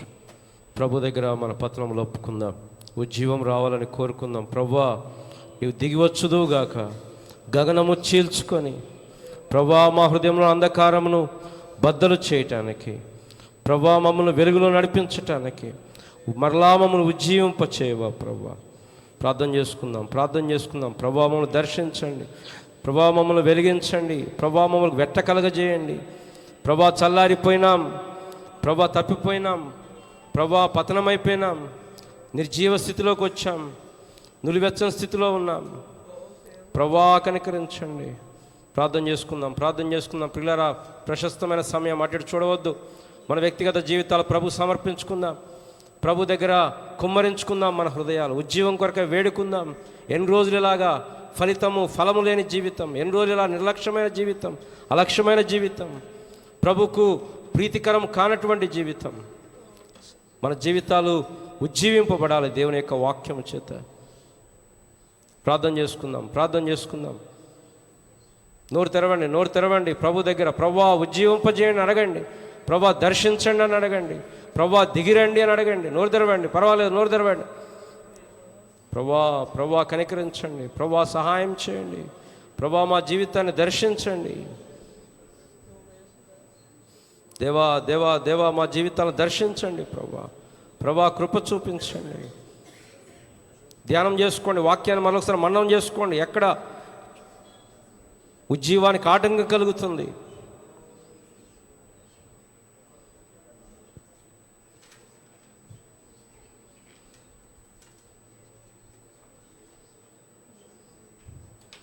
పాట పాడుతుండగా మన హృదయాలు ప్రభు సమర్పి అలా మోకాల మీద ఉందాం. ఓ ప్రభువావు జీవము నిమ్ము, ఓ ప్రభువావు జీవము నిమ్ము, విరిగిన మనసుతో నీవే ఎదను, విరిగిన మనసుతో నీవే ఎదను. ఓ ప్రభువావు జీవము నిమ్ము, ఓ ప్రభువావు. ప్రార్థన చేసుకుందాం, ఉద్యోగం గురించి ప్రార్థన చేసుకుందాం, ప్రార్థన చేసుకుందాం పిల్లరా. కోల్పోయి తిని మొదటి ప్రేమను, చల్లారిపోయే నీ ప్రేమ నాలో. కోల్పోయి తిని మొదటి ప్రేమను, చల్లారిపోయే నీ ప్రేమ నాలో. నాలో నిలుపుము నీదు ప్రేమ, నాలో నిలుపుము నీదు ప్రేమ. ఓ ప్రభువావు జీవము నిమ్ము, ఓ ప్రభువావు జీవము నిమ్ము. సమర్పించుకుందాం, మన జీవితాలు సమర్పించుకుందాం ప్రభుకి.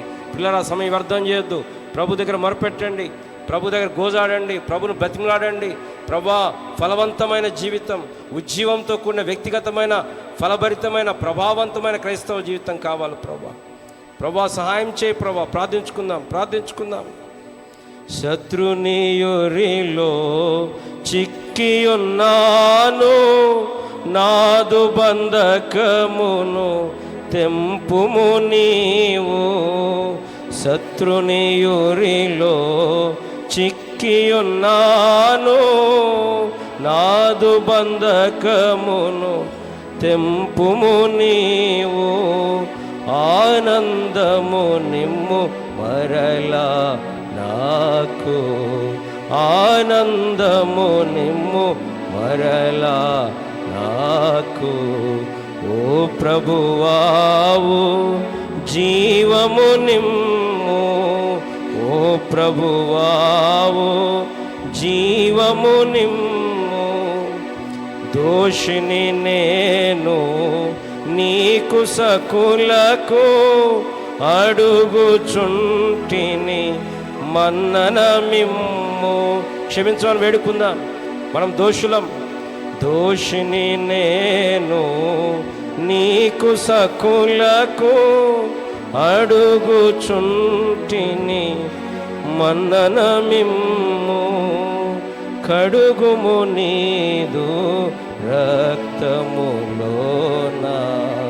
కడుగుము నీదు రక్తములోన. ఓ ప్రభువావు జీవము నిమ్ము, ఓ ప్రభువావు.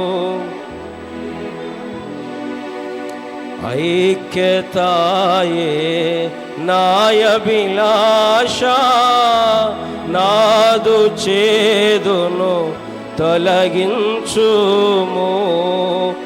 ఐక్యతాయే నాయభిలాష, నాదు చేదును తొలగించుము. శత్రుని శక్తిని ఓడించుము, శత్రుని శక్తిని ఓడించుము.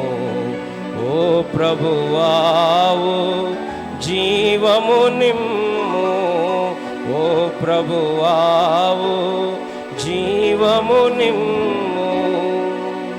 ప్రార్థన చేసుకుందాం పిల్లరా, ప్రార్థన చేసుకుందాం. మన సాక్ష్యాలు పడిపోయినాయి, మనం పడిపోయినాం. మన ఆత్మీయ జీవితాలు ఫలభరితముగా లేవు. పడిన సాక్ష్యము లేపెడి ప్రభువా, వడిగా నీదువు జీవము నిమ్ము.